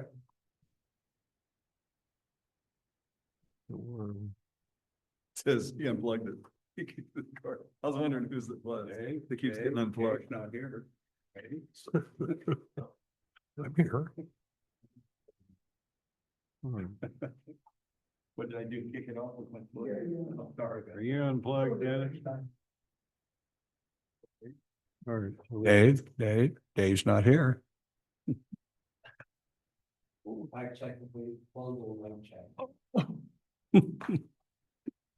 Damn, it sucks getting old. Damn teenager. Okay, shall we move to item E2? Shall. We just consider the second reading of ordinance 2025-02, amending rule 47.02 of MCSD rules and regulations concerning the use of electric bicycles in community forest. This is the second reading. And Joey, would you do it for us, please? Thank you, President Beitman. The existing Rule 4702 of the district's rules and regulations states, Rule 4702 motorized and electric vehicle use prohibited. Public recreation use of the community forest property does not include use or operation of any motorized or electric vehicle. Recreational use must be done via pedestrian use, non-motorized / non-electric bicycle or horseback. Operation of non-motorized vehicles within the community forest property must comply with existing Rule 4104 of these rules and regulations. When the MCSD board adopted this and the other rules and regulations establishing the community forest, it was made clear that this portion of the rules and regs would be taken back to the TICS and full MCFC for review and recommendations. The use of motorized vehicles in the community forest is prohibited by the grant and cannot be changed. The grant agreement states, grant funds are to be used for non-motorized recreational infrastructure development and enhancements that promote new or alternate access to parks, waterways, outdoor recreational pursuits, and forested or other natural environments to encourage health-related active transportation and opportunities for Californians to reconnect with nature, as referenced in the Recreational Trails and Greenways Grant Program application guidelines and this agreement. The Greenways Grant guidelines state, grantee is responsible for ensuring the project complies with all applicable local, state, and federal laws and regulations, including but not limited to allowable uses of proposed trails, including e-bike uses, CEQA/NEPA, legal requirements for construction, building codes, health and safety codes, state contractors, and other licenses and disabled access laws. Non-motorized trail means a trail designated for recreational purposes such as walking, hiking, bicycling, equestrian use, and other non-motorized recreational uses. E-bike, a bicycle that can be run on electric power as well as bipedaling. The above suggests that e-bikes can be used in the community forest without violating the grant agreement. During the TICS February 21st meeting and the March 18th MCFC meeting, the committees voted in favor to recommend the following language modification to the MCSD board for approval, attachment 1. This is the second reading of this ordinance. The first reading was approved at the May 7th, 2025 regular meeting. If the second reading is approved, the ordinance will be effective July 4th, 2025. Staff recommends that the board review the information provided, discuss, take public comment, and approve the second reading of ordinance 2025-03, attachment 2, amending Rule 4702 of the MCSD rules and regulations concerning use of electric bicycles in the community forest by title only.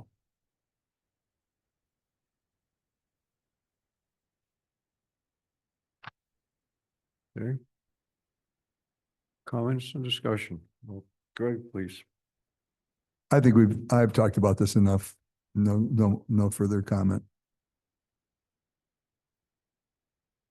Dennis? Scott? David? I'm good. Is it? We all know what we're voting for, which is a change that permits class 1 and class 2 e-bikes, considers them to be non-motorized and therefore amends the Rule 47.02 rules and regulations. I have a motion to approve. So moved. And a second. No second. Any public comment? Any further input? If not, I'll call a question. Joey, would you please call roll? Director Bender, Yes. President Beitman, Yes. Director Couch, Yes. Director Mail, Director Orsini. Yes. Okay.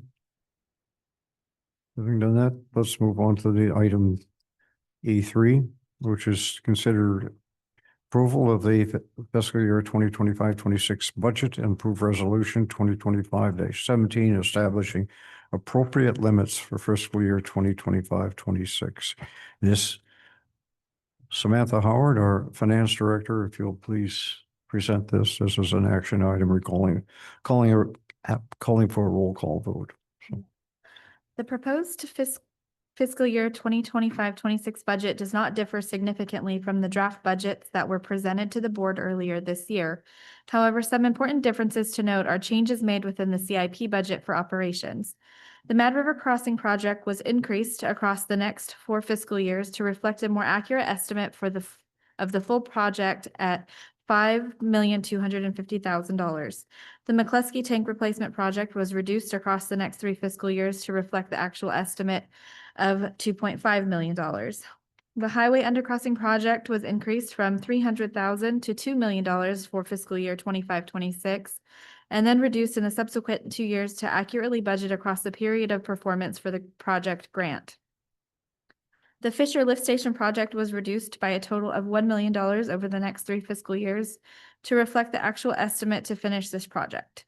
The office building was adjusted to reflect this project breaking ground in the fiscal year 25-26, with $1 million being budgeted for the first year and $3 million budgeted across the 2 following fiscal years. For the Parks and General Fund operating budget, the expected revenue for programs is projected to be less than the projected revenue for 24-25 based on the current year's decreased enrollments in various camps provided by the district. Facility rental revenue in the current fiscal year is also lower than the budget projections, and staff anticipate similar facility rental revenues in fiscal year 25-26. There's also $1.4 million budgeted in grant revenue for the construction of the BMX track and park. For the purpose of this proposal, the salary and benefit costs are based on the methodologies agreed upon during the last employee negotiations, which took place during the current fiscal year 24-25. Other operating costs have increased due to higher activity levels and inflation. In 2023, the property owners of McKinleyville voted to increase the Measure B assessment amount.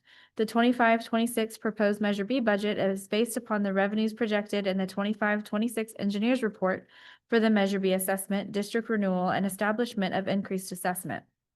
Given that the Measure B fund is currently showing a deficit of over $665,000 as reported in the 23-24 audit, staff budgeted with the intent of paying down a portion of the existing deficit.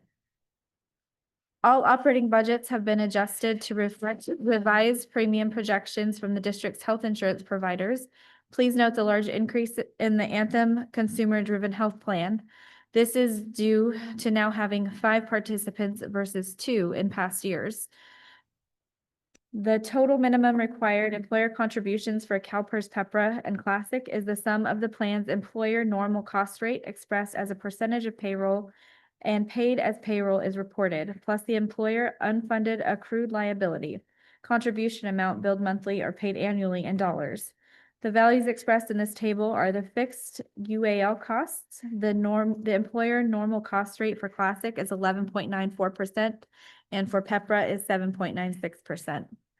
The budget's graphs, historical trend analysis, capital projects budget, and narratives are included in the final budget document, as is the appropriations limits calculation, which is an annual item required by state law. The appropriations limit calculates the amount of property tax revenue that may be spent by local governments, including special districts. It is calculated based on population growth and other factors. Please note the adoption date, if approved, will be June 4th rather than June 5th as listed on page 1 of the budget. Staff recommends that the board review, take public comment, and approve the fiscal year 25-26 budget and approve resolution 2025-17 establishing appropriation limits for fiscal year 2025-26. Thank you, Samantha. I need to take a break. Greg, would you take over, please? Sure. All right, I'll be right back. Or you can, yeah, I can do that. So anyway, we'll go to board comment right now. Anybody from the board wish to comment on this item? Dennis? Scotty? No. No? How about Dave? Nope. Okay. I had a few comments related to the budget and a couple of questions. So on page and just for the board's edification, I sent these questions to Pat ahead of time so that I'm not bushwhacking staff with these questions, so they're ready for them. So one of my first questions related to is where was the pass through for the water booked on the revenue side?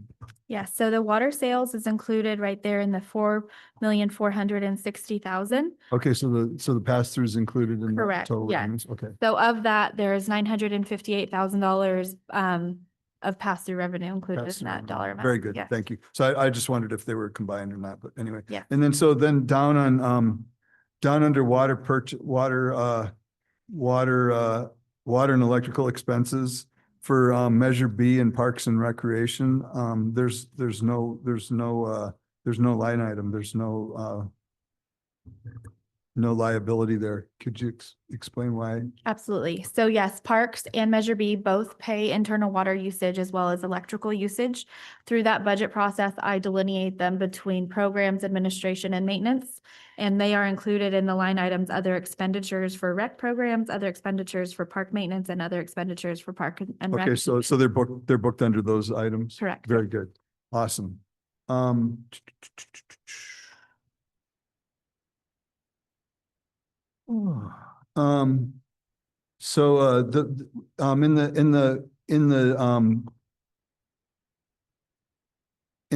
what the heck is this thing called? In the discussion, long day. In the discussion, you talked about the debt that the Measure B had. How much did we budget of the debt that we're going to pay off this year? And where's that booked at? Sure. If you can go back to page 11, which is the summary proposed budget of all funds. Okay. So the pay down of the deficit is not a budgeted line item. Rather, we are budgeting for a surplus, which will in turn improve the fund balance. Okay. So on that page, if you go down towards the bottom, on the right side column, you can see the fund balance as of July 1, 2024 for Measure B, which is the far right. It starts at $665,419 negative. We'll be ending this year with an estimated surplus of $322,000, which reduces our deficit by the end of June to negative 343. For the fiscal year 25-26, it's budgeted for a $15,000 surplus, which reduces our overall fund balance for Measure B. The deficit is reduced by 49.30% altogether, around negative 328,000 by the end of June 30th, 2026. By the end of this next coming fiscal year, we'll be down to we'll have retired about 50% of that debt. Correct. Okay. And I have done a 3-year projection for another project we're working on that if I accurately calculated everything, the surplus we should have a surplus in that Yeah, fund. So. in now 3 let me ask years. this question. So if you extend that out, where will we go in the black? By June 30th of 2028 is my hope. Yes. Very good. Everything being equal, I understand that there's, and then I think a couple more.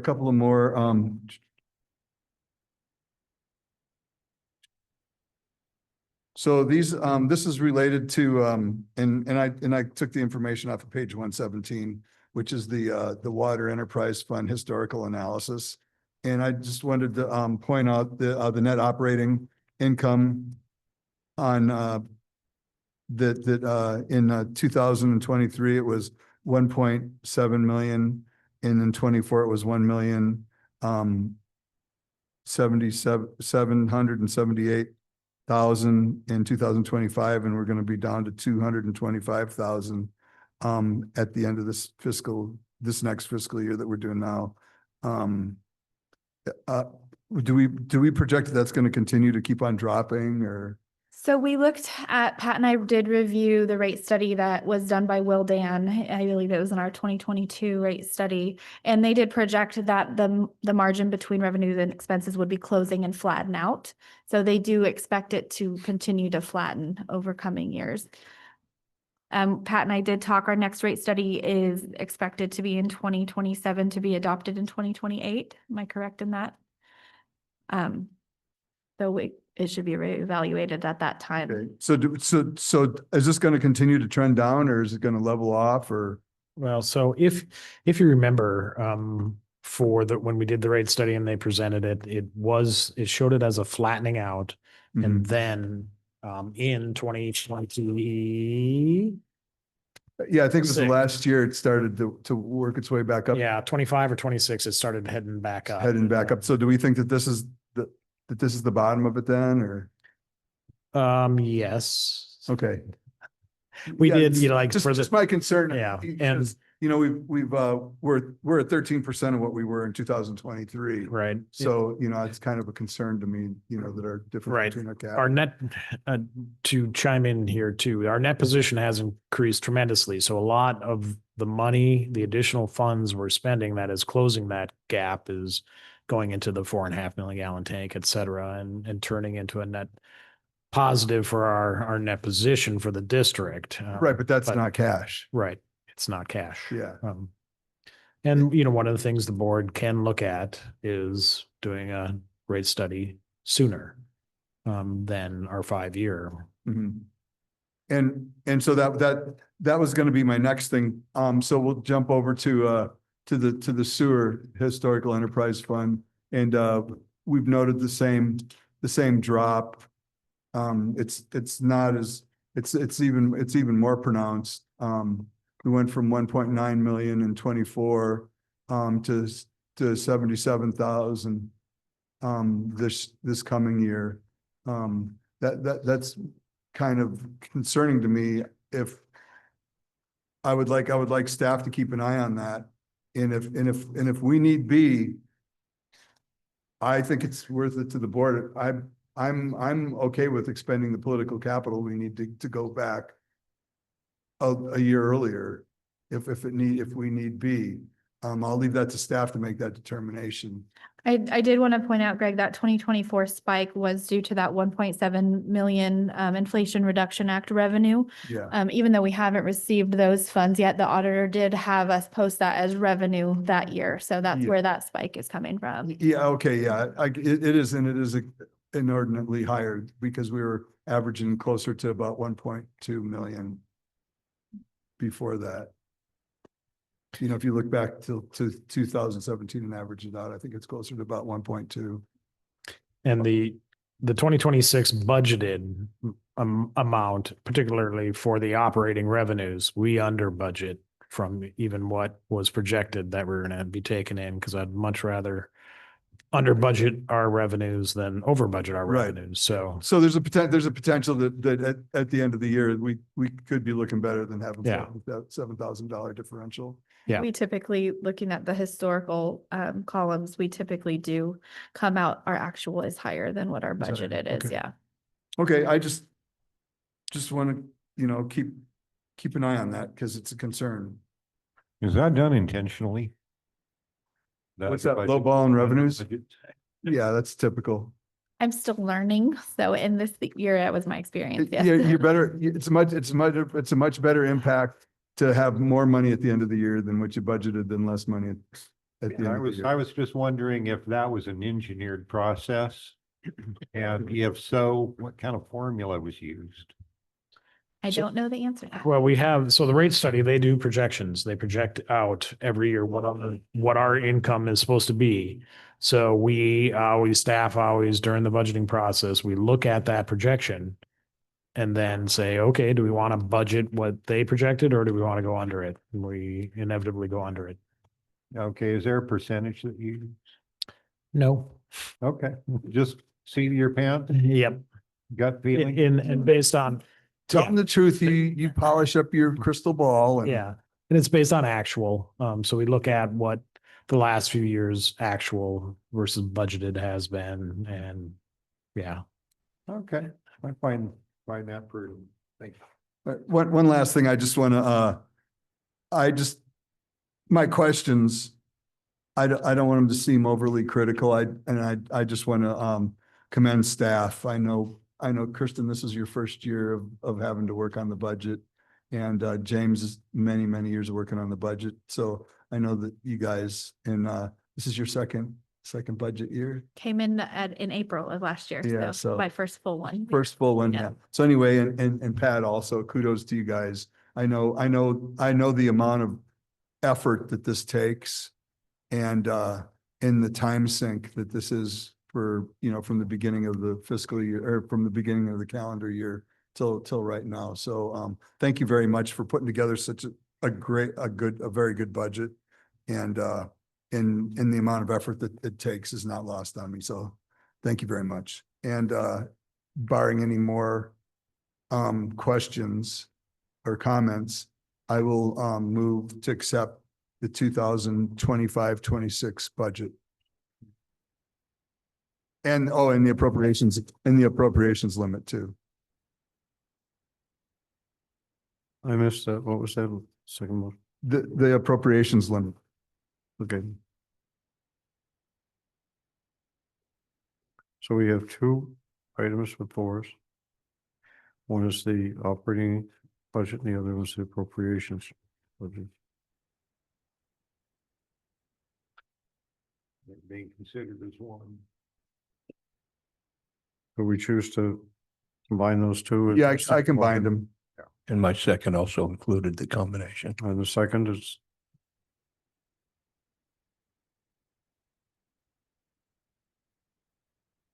other comments?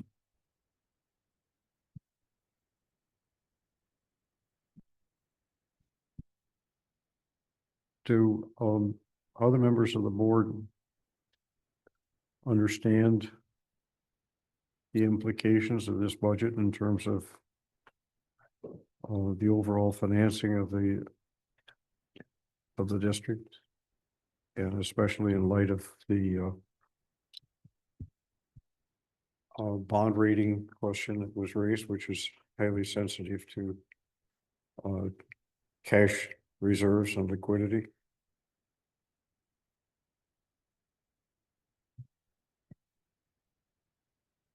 No, hearing no comments. Anybody, any other comments on this? All right, Samantha, you're fully comfortable with this. I know you put a lot of time and energy into it. Oh, no. All right, well, thank you. In that case, I'll call the question. Joey, would you call the roll? Please? Kind of like dreaming about electric sheep. I don't know if we want to ask for any public comments before we do the roll call. Asked for public comments and I saw none, so. Okay.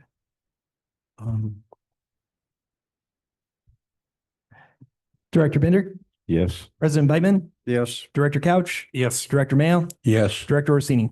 Yes. Okay. Dennis is leaving the building.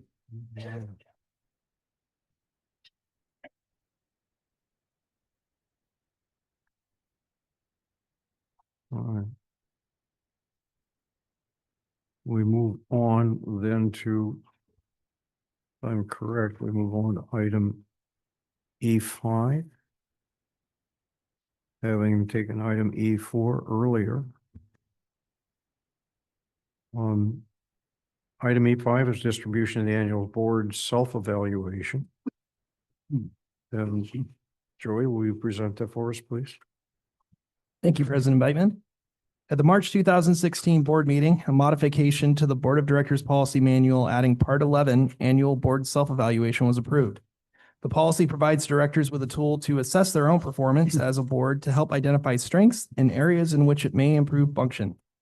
At the November 2020 board meeting, modifications to the board self-evaluation worksheet were approved. Modifications to the worksheet included changes to the evaluation questions to ensure the desired expectations of this evaluation, which are to clarify roles, enhance harmony and understanding among board members, and to improve the efficiency and effectiveness of the board meetings. Additionally, it was approved to move the evaluation to a digital platform, which will automatically compile the results.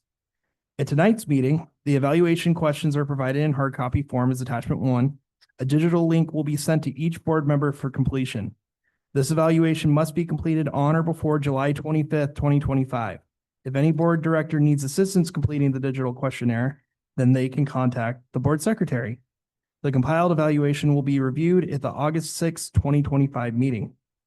Staff recommends that the board review, take public comment, and discuss the information provided for distribution of the annual board self-evaluation. Okay. Questions from members of the board? Yeah.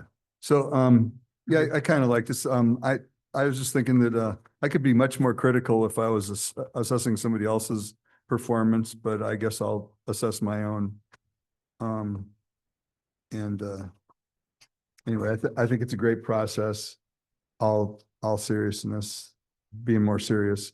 I hope that when we bring this back to the board to review it, that it can generate a little bit more conversation than it usually does. And give us the opportunity to be able to sort of see where there's things that we could improve on, or areas where we can give each other kudos on that we do very well. But I'm in full support of this. I'm very glad that this is in our board of directors rules and regulations.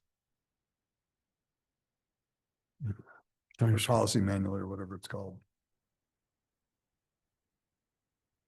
Thank you. Thank you, Graham. David? I have no comment. No comment? No, echo. Director Orsini's comment that it's easy, I think, to go down through and check the boxes, if you will. And I hope that as we do this, we see this as an opportunity for some guidance for to the future, because I think there's some big issues that stand in front of us. Not of our doing, but of what's happening in our environment. And as a board, I think we need to be paying attention and working together with our staff. And so I'm hoping that this gives us some guidance and some direction that we can go as a board. I'll end the comment there.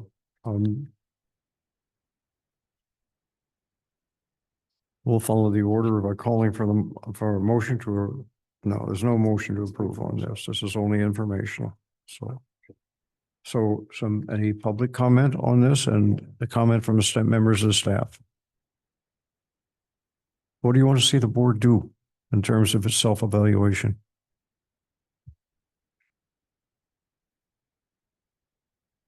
Joey?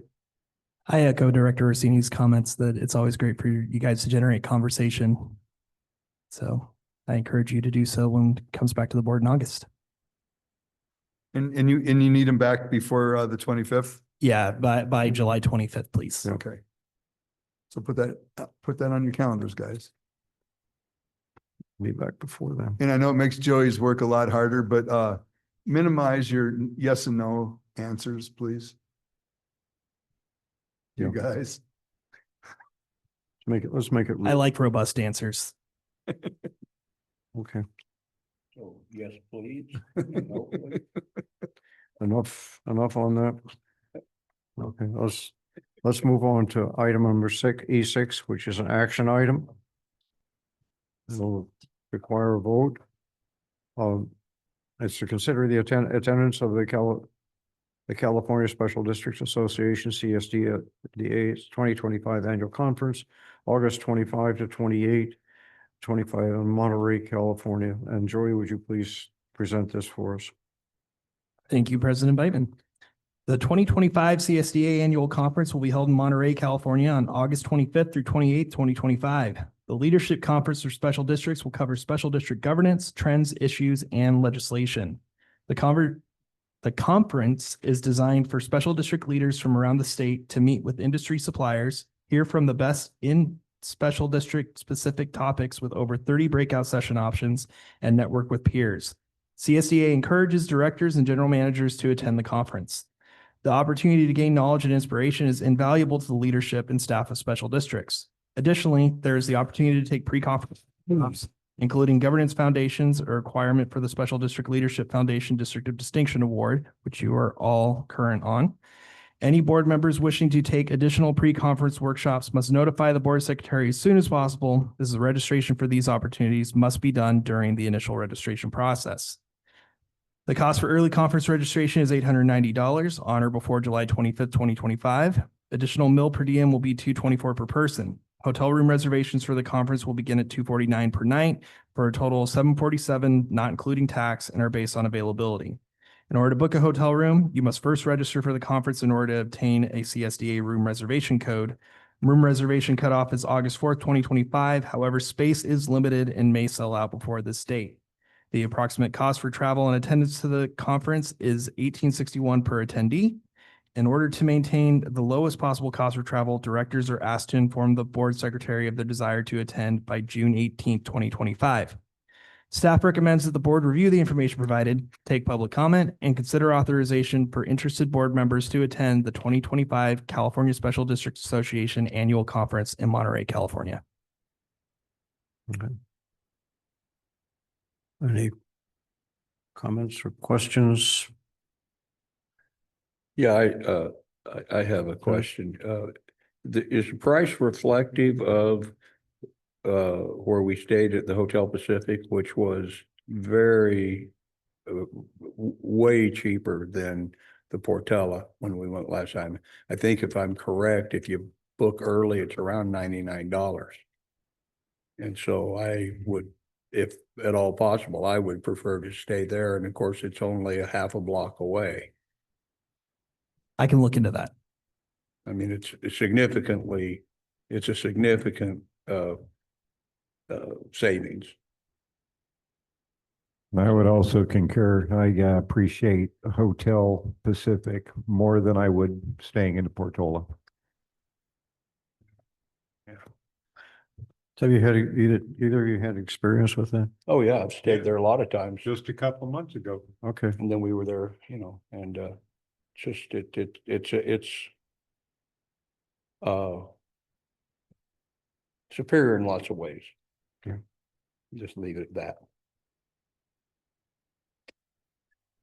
Well, I'll tell Joey right now, I've been on the fence as to whether or not I would be able to attend. And at this point, I think yes. And if the rest of you will have me, then And I'm a yes. yes. I still have a lot of uncertainty in terms of health issues. But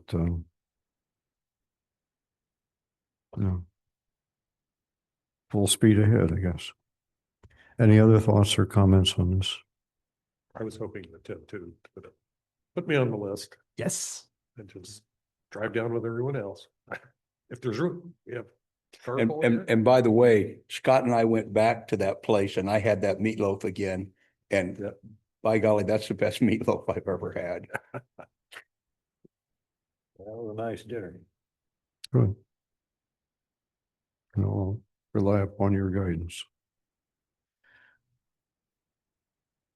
You have a motion to approve? So moved. Second. Second.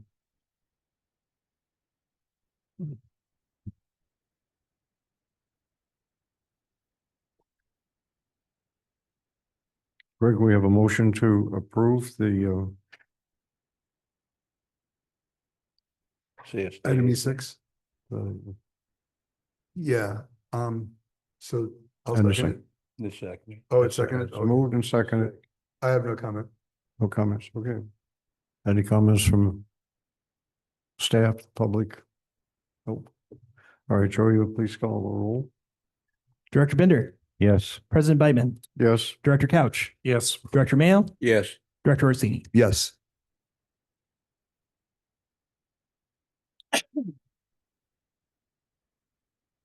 Okay, we have. What are we moving to now? Is this?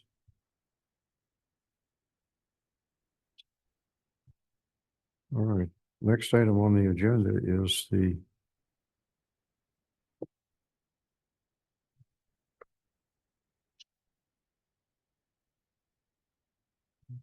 This an incident, hang on.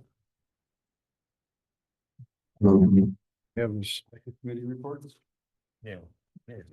There, okay. At this point, it's active committee reports. And that begins with Parks and Recreation Committee. Scott? Okay, that would be me. I was not in attendance as I was in Sacramento at CSDA Legislative Days. And even though I was asked to, I didn't catch it. So I did not attend the meeting.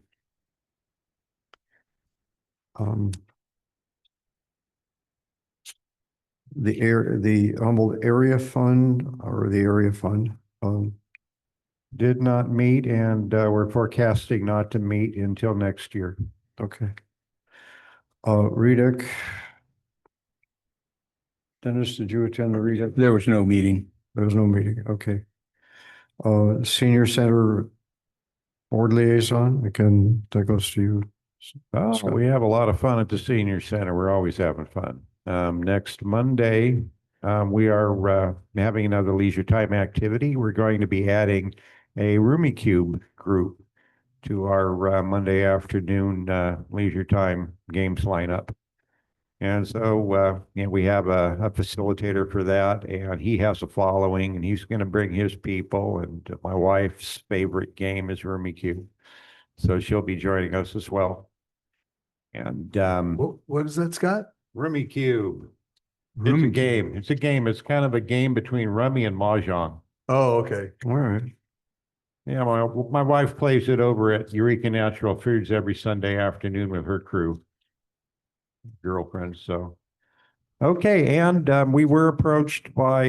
Let me see. I got a call from Dr. Bill Carlson. You might be familiar with him from his work up at Open Door Clinic. Yeah, Bill. The doctor up there. And he expressed interest in forming a memory cafe. Remember the Death Cafe concept that we had? We had a facilitator and people who were learning about the concept of death. And this is a program that is aimed at helping Alzheimer's and dementia patients and their caregivers with support with this type of thing. And he was interested in participating and not necessarily facilitating, but he's willing to help. I did get in contact with Dr. Samantha Day at Redwood Coast PACE, Eureka, and she and I are going to get together next week, and we are going to work on putting together a memory cafe to provide Alzheimer's and dementia support for both patients and caregivers. We think that this would add an incredible amount of value to our programming. There is a demonstrative interest, judging by the phone calls that we get at the hostess desk about support for this type of thing. Dr. Day is enthusiastic, and she's expecting something to come out of this. If we can find a qualified volunteer to lead up the program. And so we're going to see where that goes. So if we can get this going, that'd be awesome. And we're looking forward, of course, to participating in the Pony Express Days extravaganza out here on Saturday. We're going to start setting up here in our senior room at Friday afternoon. Unload the mini barn. It's behind the library, and see if we can create a little bit more space and get a little bit more organized. What'd you guys say? You're gonna have a mini bar this year? That's what I thought he said. Barn. That's what I thought he said. Anyway, yeah, we're excited about that. We all get together and have a good time. The public comes in, gets to learn, ask questions, meet our board of directors. And we always end up with a few new participants. So that's what we got going. We'll have more next month.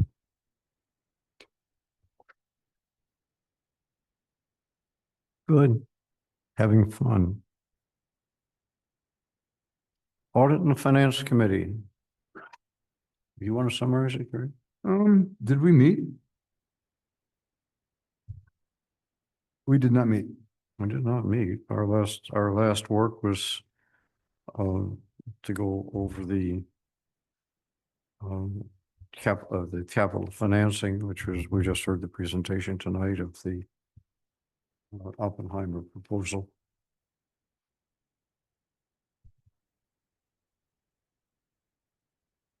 Employee negotiations Did not meet. did not meet.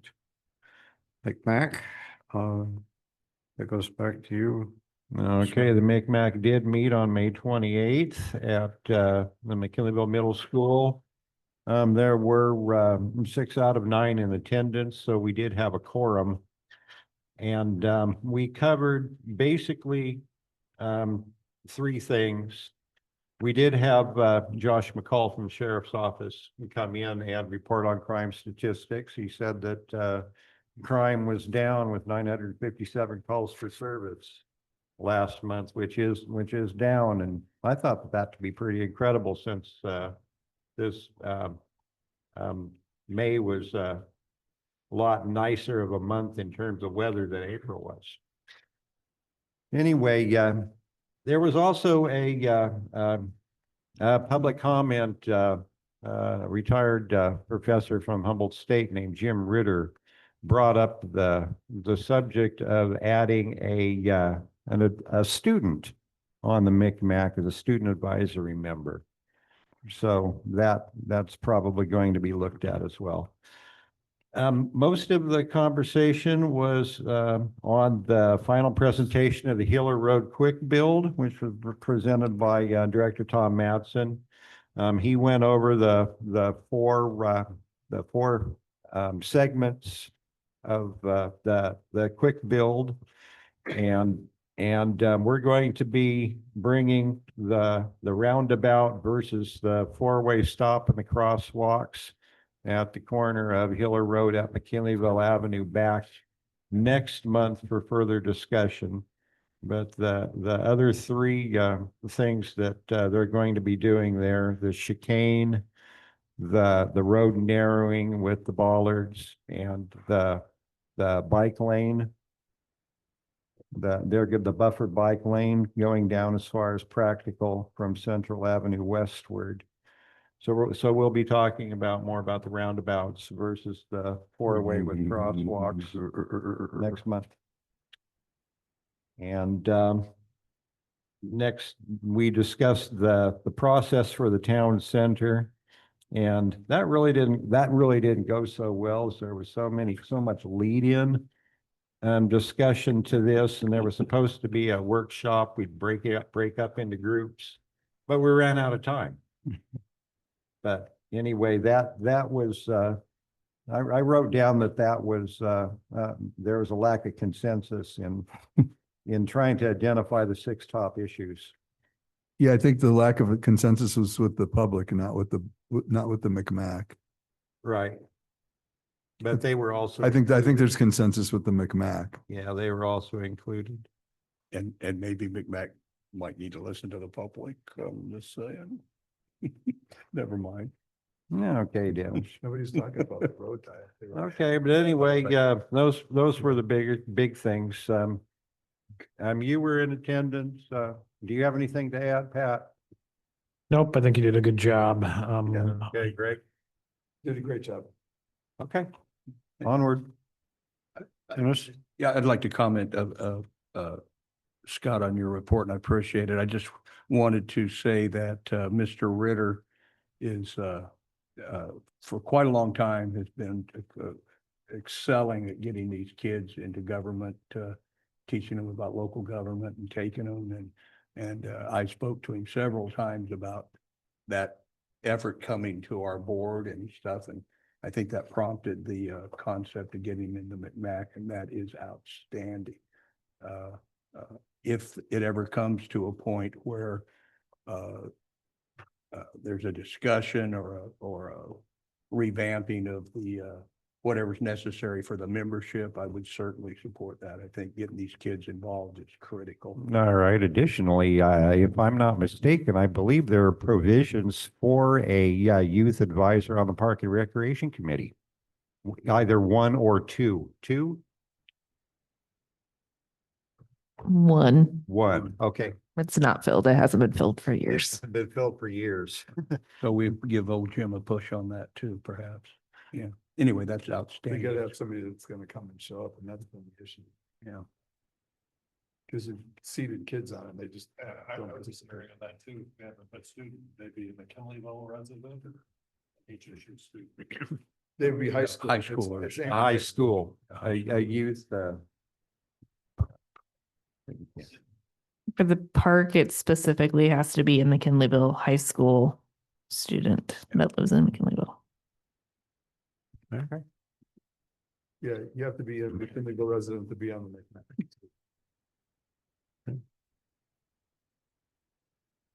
Anything else about McMack? McKinleyville Community Forest Committee.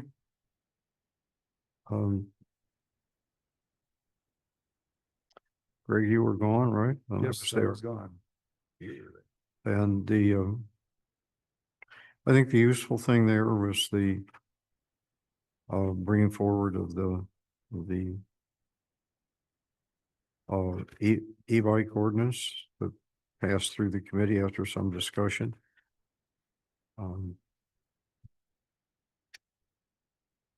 Some reports on the development of trails plan. And of course, we have seen the development of the trails map, at least the preliminary map. And that's really seen as a marker of progress going forward and creating the maps and I think that's pretty much that's pretty much what's worth reporting for the Community Forest Committee. Humboldt Bay Municipal Water District did not meet. All right. Legislative, then let's go to legislative and regulatory reports. And Dennis, that's usually your. Well, I've got a few. If that somebody else wants to go first, that's fine. But so I don't remember all of them, but at least monthly I send Pat to 1 or 2 or 3 or 4 support letter requests, and I think we hit them all this round. Thank you so much for that. I do those independently, but I don't do them as speaking for the board. I do it as myself as an individual that's a part of the association, Aqua, that. And so I appreciate when it's appropriate, Pat always does that. When it's not appropriate, he'll have a discussion about it. So I appreciate that. The PFAS was one for sure that we and was it the lead pipes again? Anyway, I don't remember all of them that we did, but thank you for that. Right now we've got a couple bills that Aqua is co-sponsoring. SB 394 is would allow local water agencies to adopt an ordinance to create enhanced penalties for water theft from our fire hydrants. And I think that's an important thing for us to support, especially up here in Pot Country. And SB 454, Aqua co-sponsored that with the League of California Cities, would create a much needed funding tool to help us agencies in water and wastewater agencies to pay for the costs that many proponents are wanting to subject us to for covering local ratepayers on their water and wastewater bills that are maybe don't have the money. You know, we have that concept comes around a lot. How do we take care of disadvantaged, low-income disadvantaged folks? And of course, we can't take money out of our funds to do that. But several times over the last few years, the legislature has tried to stick us with that, and we fought it off. So I think that's an important one for us to watch too. And there's others. I think that's the most important right now. I've got something too. Greg? Yeah, I just wanted to report that we had CSDA legislative days.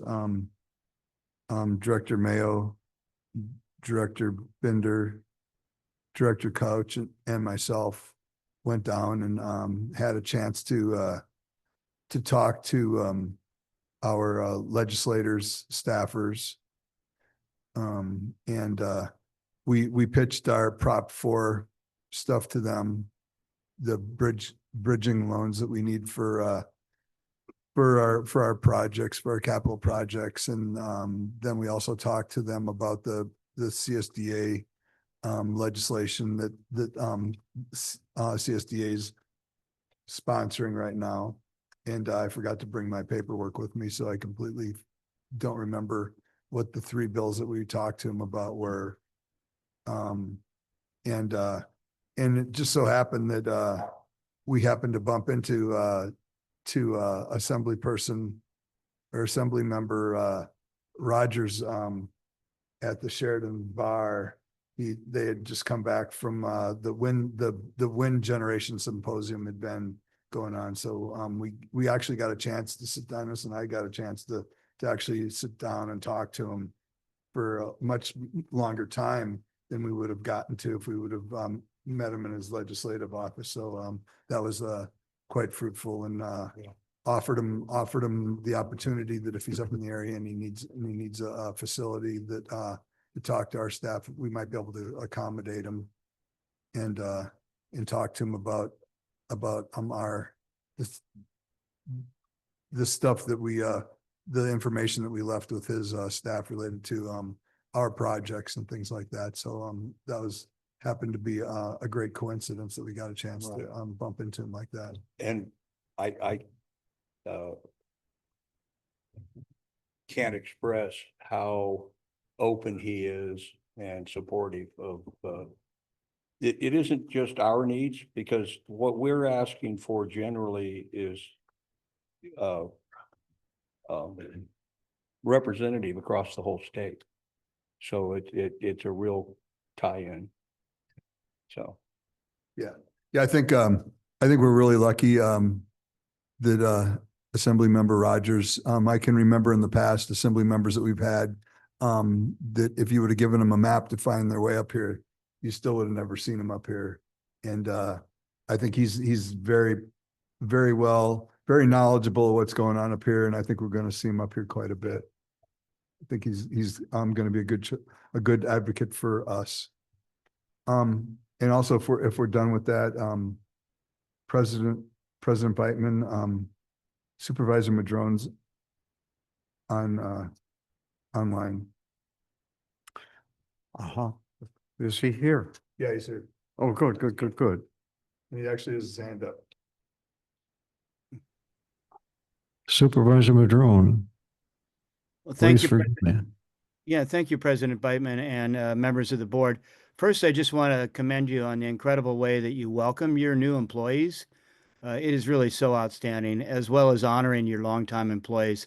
You don't always see that in a lot of organizations, and you guys do such a great job of that, which is really a hallmark of the family atmosphere and the team effort you guys put forward. So commendations on that. I don't really have anything other than say that we're in our budget sessions right now. And next Monday, we will be reviewing a number of budget issues, including a recommendation from myself to again provide $5,000 to the MICMAC for its costs of doing its work. Incredible work, I think we would all agree. And I want to thank the district for also continuing to kind of match that via Joey's capable work and Pat's helping us with facilities as well as Zoom and many other things. So thank you for that. And if it's at all possible, I know it's not on the agenda, but if it's possible for Pat as the CSD manager to submit a letter of support for the request for MICMAC to receive $5,000 from our Board of Supervisors, might mention your support. That would go a long way towards helping us secure that. It's really just budget dust. I know we have a really, really tight budget, but $5,000 is budget dust, and it does wonderful things with the MICMAC. So that's all I have to report. Thank you. Thank you, thank you, Supervisor. We, If I may, okay, President, Dennis, please. can, through the board, can we just direct our general manager to make that so? I think we would all support that. And since it's not agenda item, I think it's consensus that we allow our general manager to make those kind of efforts. I don't think that's legal. It's on writing. Mm-mm. You think? Yeah, I think we can leave that to Pat to decide whether he wants to do it or Yeah. not. Yeah. Just a friendly suggestion. That's a question of timing. I think it is a question Yeah. of timing, Yeah, definitely. next Tuesday, we're not gonna have another board meeting before they need it. So when you get up at 5:30 with your coffee, you can whip that out, I'm sure. All right. Okay, President Biden, I have a couple things. Joey, please. This is kind of fun because I get to hop in on these now when I have things. I've been appointed to the California Municipal Clerks Association's Legislative Committee. So I get to keep tabs on things that are effective to us, and I'll share them here. One of those is SB 239, which has now been absorbed into SB 707, which is relaxed teleconferencing rules for subsidiary bodies. In our case, it'd be the Community Forest Committee, the TICS, and the Forest Management Plan Subcommittee, which would make it easier for those bodies to teleconference and achieve quorum if necessary, if people cannot show up to a physical location. The double-edged sword, since SB 239 has been absorbed into SB 707, is that SB 707 calls for the way it's written, it's going to require nearly every legislative body in the state to go hybrid. So that'll What be does that mean? I don't know what you mean by that. have a Zoom or other teleconferencing component to their board and city council meetings. So like how we do ours online. What is is that association, what's their position? Are they supporting it or opposing it or? They were supportive of SB 239. Mhm. They are currently holding back on it since it's they're SB just 707. watching. They're watching it. Watching. They're wanting to talk. League of California Cities currently has a position of concern. We meet in a couple weeks to decide what CMCA's position is going to be on. Yeah, because a lot of the other associations are either opposing or they're watching, opposing without amendments or watching. Yeah, so it's currently a watch. Along the lines of CSDA legislative days, I do have 2 thank you letters for each of the staffers that you guys met with when you were down there. I'm going to start them with Director Couch. If you could sign the appropriate places on them so that they have a personalized thank you from us. I will start it down here. Just pass it along. Get it back to me at the end of the meeting, please. Thank you for that, Joey. Yeah, yeah. Thank you, Joe. Thank you, Joe.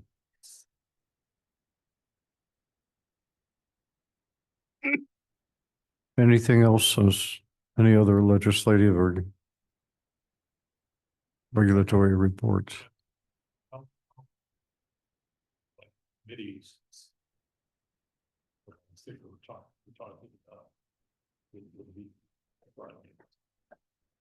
It would be everything that's a Brown Act committee.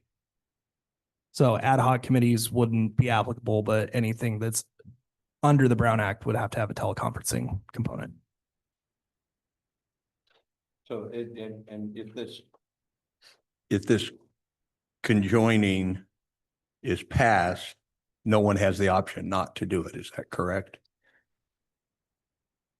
We would be an unusual exception. It's any jurisdiction or municipality that is in a county of a population greater than 150,000, which we come under just under, but the majority of the state would fall, agencies in the state would fall under needing to comply. I didn't know the population. It helps us because we open carry. Also, we can do that. May I borrow your pen? Thank you. Right, you're a pencil guy, huh? Yeah.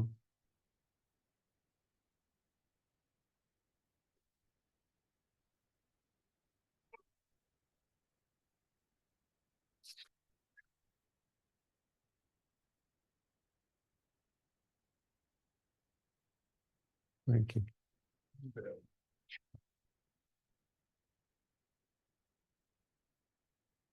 Yeah. Okay. Anything else? Thank you all for bringing us up to date on some important things. At this point, the next thing on our agenda is our staff reports, beginning with the Finance and Administration Department, Samantha Howard. Thank you, President Whiteman. So I've heard a lot of talk among the five of you today about our youth and young adults in McKinleyville, and that kind of as a segue to I pushed to develop a new position in the Finance and Administration Department for a 1,000-hour part-time junior office assistant. We marketed this directly to McKinleyville High School through their career fair. And we have 4 high school applicants that have applied for this position. 2 of the interviews took place today. We have 2 more tomorrow. The goal with this position is to introduce the young adults of McKinleyville High to the service district and help them develop some transferable career skills. And like I said, it's a 1,000-hour position, so I hope to get a new candidate every year to get introduced to what we're doing. So I'm excited for that to take off. Nice. Good. Operations, James Henry. Thank you. Parks and Recreation. Nothing further to add. Okay. General Manager, Pat Kasperi. Oh, a couple things to add. A couple bad news things. The California Vegetative Treatment Program, the Shaded Fuel Break Grant that we teamed up with Humboldt County Resource Conservation District and Green Diamond on. Unfortunately, we did not get that grant. We also went after a wildlife conservation board to develop the parking lot up at the community forest. We did not get to that grant either. But one bit of good news, they finished disinfecting the 4.5 million gallon tank today, and they are going to start filling it tomorrow, hopefully, God willing. Wonderful. How long are they thinking it's gonna take them to fill it? They're estimating 8 days, right? And we were hoping we can get it in less time than that, but that's to balance our existing usage, balance our existing tanks, pump during when we can pump and yeah. I figured it was gonna take a while. Okay, and then after the tank is full, you do the leak test, or is that done during the filling? It's done during the tank filling, but also then they have to wait for another 8 days, I believe, after the tank is full. Before they can start back. filling. Yeah, so it'll extends past it being full. So now, did they, Okay. are they gonna?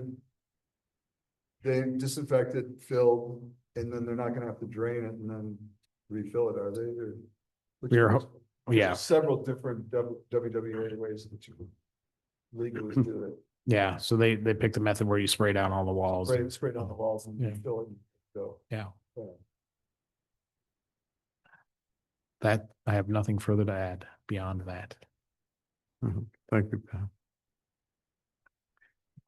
President's report, you can just very quickly, I've been approached again by members of the equestrian community who have indicated interest in doing trail improvement. And it also includes an interest on the part of two organizations in obtaining memorandum of understanding with MCSD. I don't know that any of that has been brought to the TIC subcommittee, but that's been an individual approach. And they can go directly to Kristen as well, just directly to her. This is, I said I would Yeah. find out who or how to approach. Well, I'll just say it as simply as possible. I will not name her name, but there's over 25 years, she and a few others have built the entire network of trails that were on the property. Independent of the road system. And they've been concerned that motorcycles and quads in particular ripped up the trail system that they built, and they're interested now in going back and restoring those trails. And that would be an ongoing process too. And that would be an ongoing process. They're not talking about a one-time activity. They're talking about being out there on a continuing basis. And Would they be willing to sign an MOU with us, like the bicyclists have?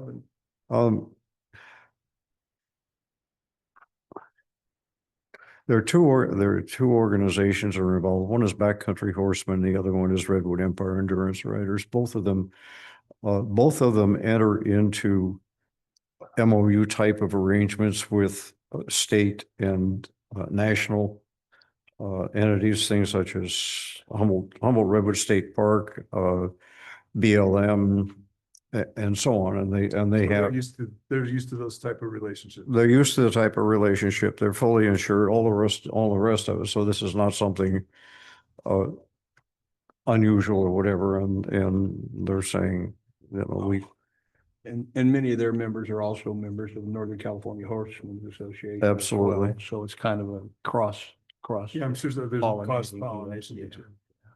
yeah, Send them to the TICS committee and they'll take it. they don't want to go to the TICS committee. Go talk to Kristen. There are some, how do we say, there's some political differences.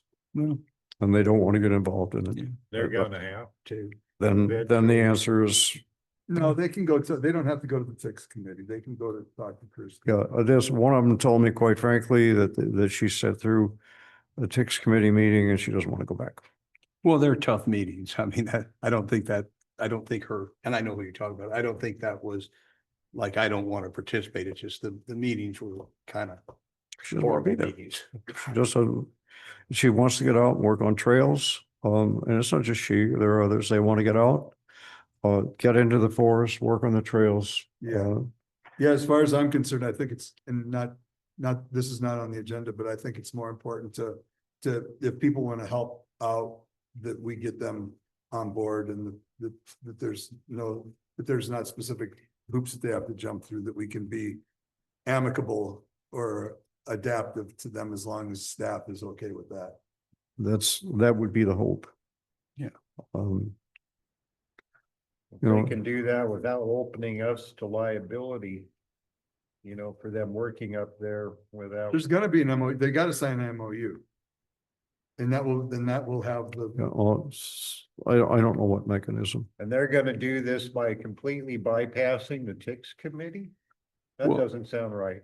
No, that's well, I think this is an agenda item then. yeah, okay, well, turn this into And all of this conversation doesn't preclude anybody from riding their horse there.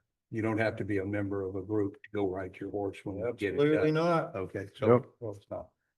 So I'm just passing on some information, and this is, Okay. I don't know what to say other than somebody or several somebodies are saying, well, gee, we'd like to get out and work on the work on the trails where the trails have been messed up. We'd like to get out there and clean them up and Yes, yeah, buddy. As long as they're covered. Cover our end. yeah, I don't know. I promised Pat that I would not get into an intermediary position on this. I just want to pass on the information and say this is, Well, and I can tell you, so, they're Yes. approaching me. just a similar thing, okay? Believe me, everybody in the OHV community looks to me for a lot of years. Mm-hmm. I've been legislatively working and got some, and that's a tough deal, okay? The, Barnum property where the new, mini wilderness areas are, okay? We wanted that for a OHV facility forever from him, and Mr. Barnum was leaning to help us, but then funding came and it went the other way. Every one of those people are on my butt continually. How come we can't ride up there? How come we can't ride up there? And so it just have to be very clear that even though we support and so some activities are okay and some aren't, and so I get it, okay? It just. Yeah, there's strings attached to the money. Yeah, yeah. I mean, I broached it, when we were kicking this around before we actually closed escrow and everything. Well, how come we can't just carve a little spot off? A little, well, we can't. And the legalities that we're dealing with are important. That's all, anyway, Okay. so I get it. And I have something unrelated to everything I'd like to say. Go for if I it. could. Are we about at that point to be done? I think I'm all done with that. I would like to acknowledge our guest who comes many, many, many times here. And I just wanted to personally acknowledge that you come. It's cool. And thank you for being here, and hope you continue to come. Thank you. I just have to wonder that you couldn't find something better on TV than this, but anyway, thanks for showing up. Thanks for showing up. All right. I would add too, that if you ever in the future think you'd like to serve on the board, you've got enough experience coming to the meetings now to be a great addition. Full-blown institutional knowledge. There you go. Any other comments, announcements, reports, requests for agenda items?